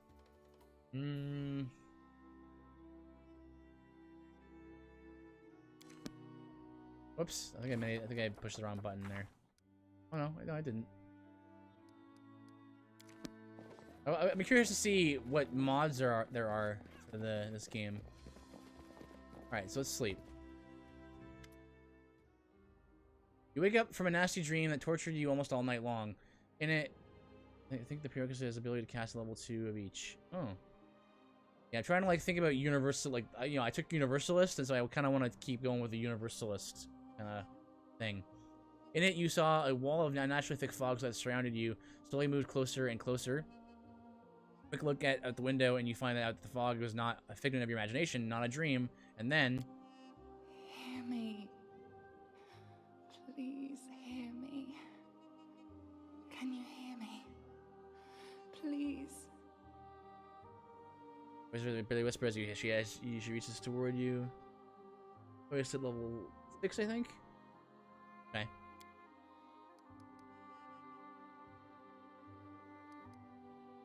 It's such a beautiful sight. Who are you? Who am I? Just a tear shed by the land itself. The bitter sigh of nature. Oh boy. I am a we're already getting some this area. crazy stuff. It's not just about bandits and assassins anymore. Call me the guardian of the bloom, if you wish. What do you want from me? Aid, salvation. We have a common enemy, and long have I searched for someone who can defeat him. The one you call the Stag Lord. As a storm strikes ruthlessly with gusts and lightning, the Stag Lord wreaks havoc with the swords of his servants. And not just in the world of people. The land also suffers from the evil he brings. My forests and my flowers defiling the land of somehow? Soon even I will vanish, as the last ray of light fades at dusk. The Stag Lord is responsible for the fog? Yes. It hides his fortress as well as his dark deeds. Oh man. But while responsible, he did not create this affliction. It is the work of a powerful druid who has betrayed even himself. I know not why the powers did not leave this renegade, but even I was unable to defeat him. How can I help you? This fog, it enshrouds, entangles, suffocates. If only I could learn how it was created. my powers wane. I have barely the strength to call out to you. All I know for certain is that somewhere in this forest, why does she assume that I could help her? And it echoes with the remnants of a strange power. The Stag Lord and his druid. Did you see me fight those bandits fog off? hides this place from me, but I can point you to the bandits' camp near the Thornford. Make them tell you where this place is. Go there and listen to the echo. Catch the whispers. Search for anything that can tell you how the fog was created. Once the fog clears, nature will breathe again, and you will be able to easily find your way to the fortress of our mutual enemy. Adam says there are romance subplots between various characters in case you see answers that lean that way. It can be selected or ignored without consequence. Pure story enhancement. Oh, that's pretty neat. I mean, that's cool. If you wanted to play like one of those, you know, Han Solo, you know, type like cool guys. Blaze man. Nice to have the option. It just seems like I usually pick these kinds of options when I play these games. Unless it's a character I really like. I don't even know who this person is. She could be a monster, for all I know. She could be trying to Tartuccio me. You know? Who knows? Maybe she wants me to go kill the Stag Lord, and she's like, "Ah, you did exactly what I wanted you to do, fool!" I don't believe in fate, stranger. But our meeting seems more than a coincidence. I mean, probably not because she's a nymph. But then again, no, because Fae are, like, mischievous, so depending on who the Fae is, who the Fae are. Patience.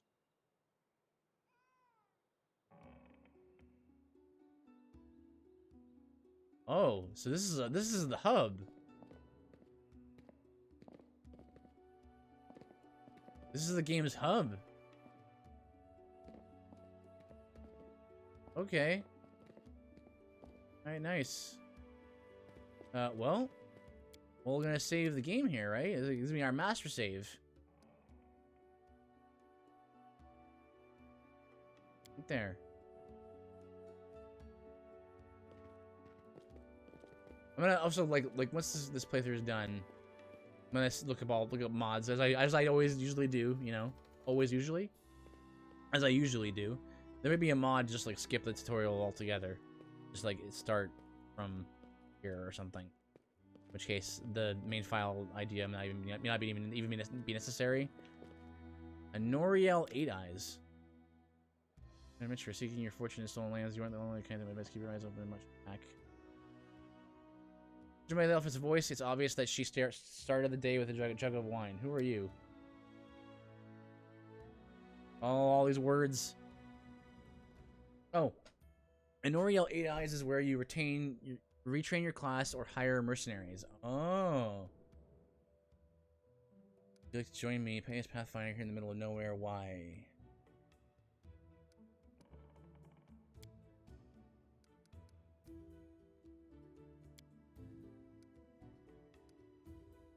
As Person Society, school adventure research for those eager on a test.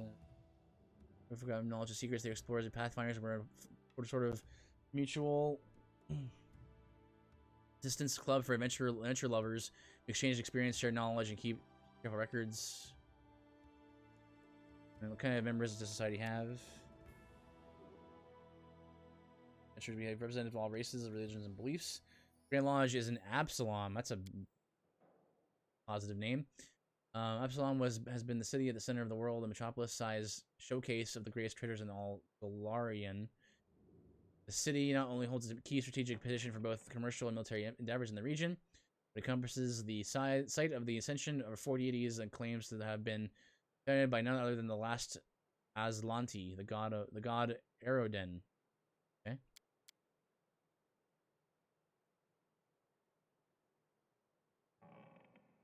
Okay. I support. Okay, talk later. Would you like to join me? No, I've got enough things to do already. You better manage on your own. It's Pathfinder in the middle of nowhere? Why? I want to know how one can exchange the life of Pathfinder for this sorry drunken rat hole. You lose all your friends because of one scumbag, and then you're reckless. You understand. I was the only one to return from the final campaign of the Reckless Six, or whatever left of me. Can't be called a seeker anymore. And she was just poke around. Here's the story. Our old leader, Vermelt, and was the best of us. Wise, brave, and friends with everyone. One of those friends, Advion Adrissant, sent him a disturbing letter. He stumbled upon some mention of some ancient books on the art of necromancy. Secrets like those are left hidden forever, yeah? Trust me, I've seen what the kind of magic they can do with elf bites or lip. Make a long story short, these volumes are supposed to be in the chambers of... The catacombs of Gallowspire. We decided that the books should be retrieved and kept safe by the society. We gathered in a tavern, discussed the expedition, proceeded to Ustalov, the immortal principality of Ustalov is a fog-shrouded nation of countless horrors. Yeesh. And a once proud realm that suffered under the clawed hands of the Whispering Tyrant for centuries. What the? It was a normal mission, a quick and quiet recovery, but everything turned out to be much more complicated. We barely made it through the Witchgate Forest. All of those terrible living trees, undead druids, and their arches of bones. It was a miracle we managed to make it out alive. We chosen Ren Church to stop it. It was marketed on Vermelt's map as a safe enough haven to hold up in our wounds. I wish that had been true. Vermelt was the first to perish. He was attacked by one of the monsters hiding in the stables. It tossed him about like a feather and threw him down an ancient well. His shout echoed for a long time. I didn't hear the sound of him landing. And then... That's what it sounded like. Ustalov is like the gothic horror catch-all nation. Zombies, werewolves, vampires. Okay. What are you doing here? I sit here waiting for adventurers who are in need of help. We may be sitting in here in the backwoods tavern, but in Absalom, I have friends, lots of friends. Right? I like to use the tutor services of the Pathfinder Society. I need loyal and experienced fighters. Hang on a second. This is gonna be the master file. Where is it? This one.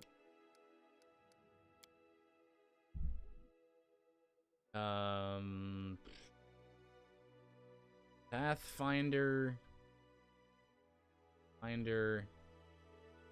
Build. Run. Master file.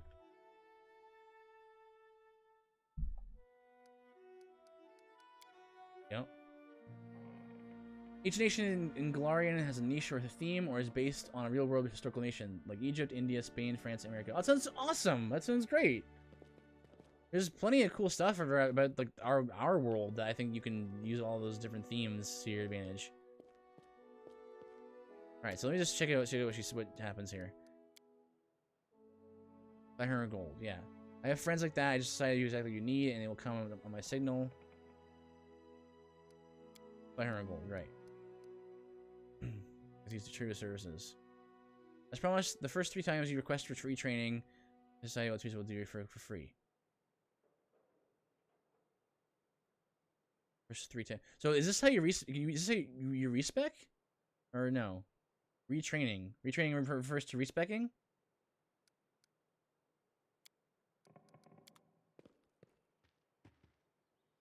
This would be your build option. Run option. Okay. Okay, cool. Perfect. Well, that's great. Awesome. We're good for now, though. Oh, hello, Ember. Where's Oleg? Oh, Oleg, I have more things to sell. Greetings. Can they look at the rest of those? Show me wares. Here's more stuff for you. So, bulk selling. Go. These longbow, composite longbow. Guys are basically the same. Well, no, they're not the same. This one's the composite longbow just seems better than the longbow, so I'll sell that. Yeah, I'm not really sure what to sell exactly. Not sure what I need, but I'm just gonna. I like carrying things. I like having stuff with me just in case. Hooded leather armor. Yeah, I'll get rid of these. Book of Resistance. This cloak grants its wearer +1 resistance bonus on saving throws. Sweet. That's another thing that often in 5th edition that doesn't happen as often. You don't find stuff to equip as often. There's less magical art like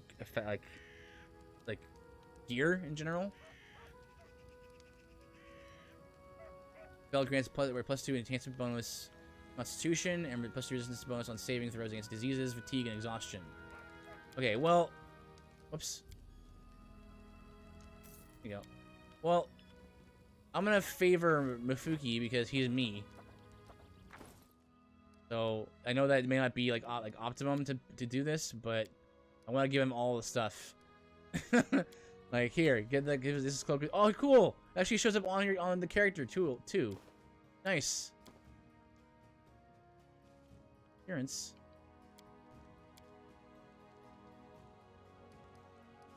Go back.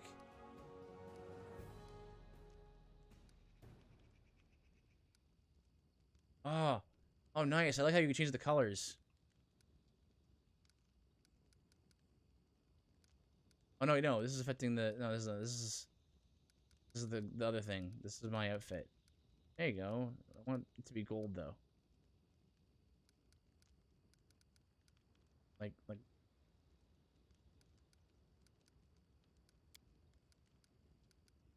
perfect.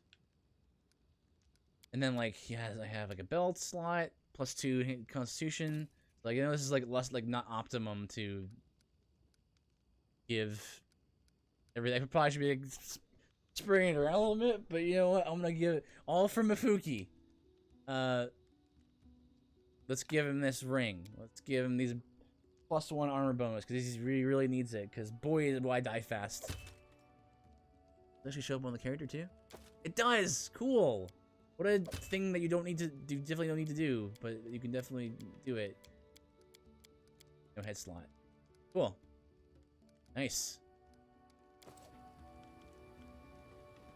And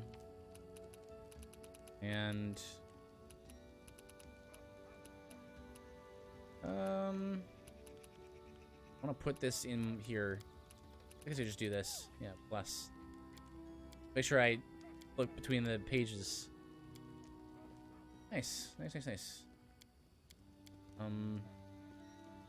I can level up as well. So I've already saved. I have the master file ready to go, so we're gonna level up. So this is pretty cool. How you can like multi-class and stuff. Oh, there it is. Thing you're talking about. Ability to cast arcane spells, second level spells, divine level spells. Speak magic in all of its forms, finding no reason, no logic, and denying themselves instruction by limiting their knowledge to one shifting, stifling paradigm. Mystic Thurge is a powerful opponent for a party spotting magic for attack, defense, and healing. That sounds nice. I need more things. 3 knowledge arcana.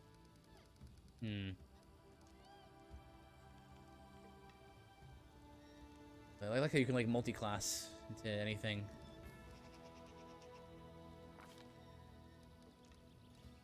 So what did I need? Need 3.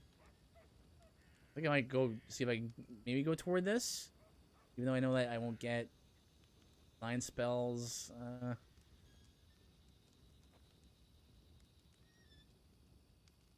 9 spells at first level. Last progression. Then beats. Mystic Thurge can prepare and cast spells from one of his spellcasting classes using the available slots from any of his other spellcasting classes.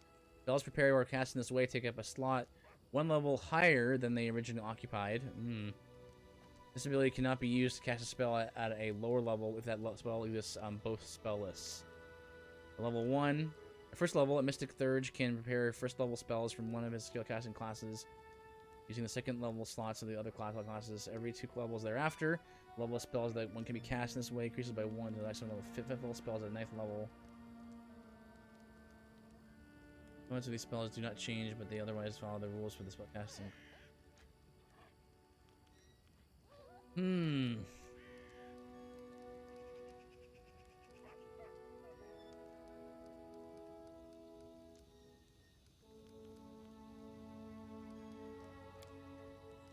Okay, well. Knowledge, Arcana 3, Lore, Religion 3.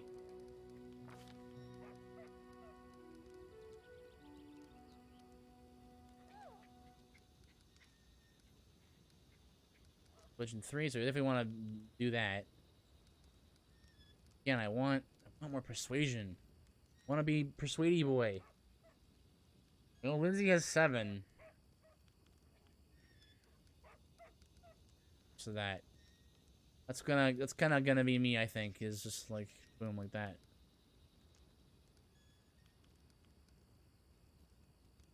Max rank value is 2, it says.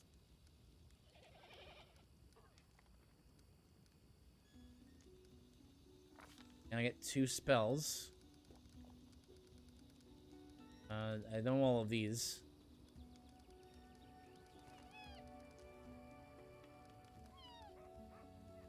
Flare burst.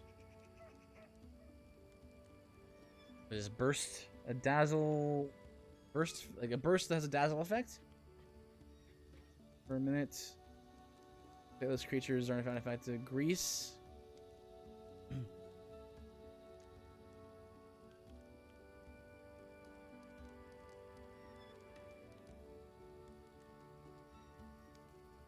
It gains +2 deflection bonus to AC, +2 resistance bonuses on saves. Okay, I think we've gotten all like the offensive spells, like the ones that are just like ones that shoot stuff. Well, color spray. That's not really a good damage though. It's a debuff. The other ones seem to be debuff things, so let's strike. Let's touch.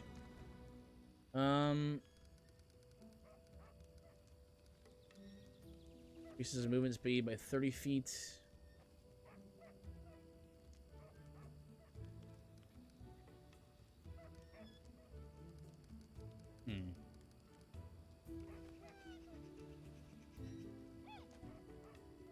This is personal. You feel it provides a +1 deflection bonus to AC and a +1 resistance to bonus on saving creatures. Oh, that's pretty nice. Many strikes you will be stunned for a round. I'll go for that. And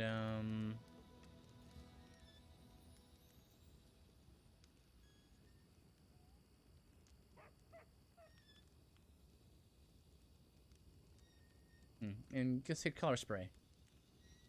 You go.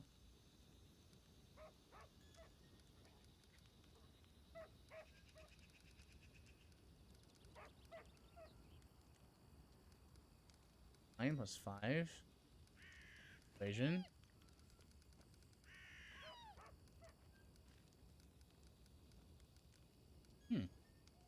Good. I mean, what you have? You have. Oh, right, you're a potion man. Roll remove blindness. Oh, can't do that. Any spells I can learn? No.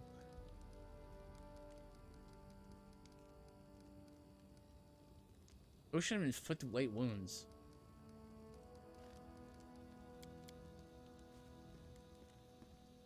Oh. Well, we should wrap it up.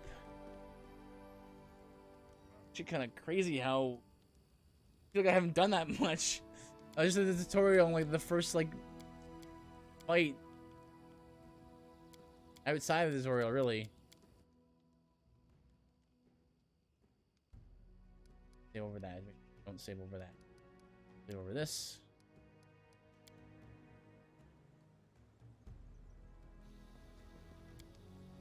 All right. Well, that was pretty good. I'm enjoying this so far. Thanks for joining me, guys.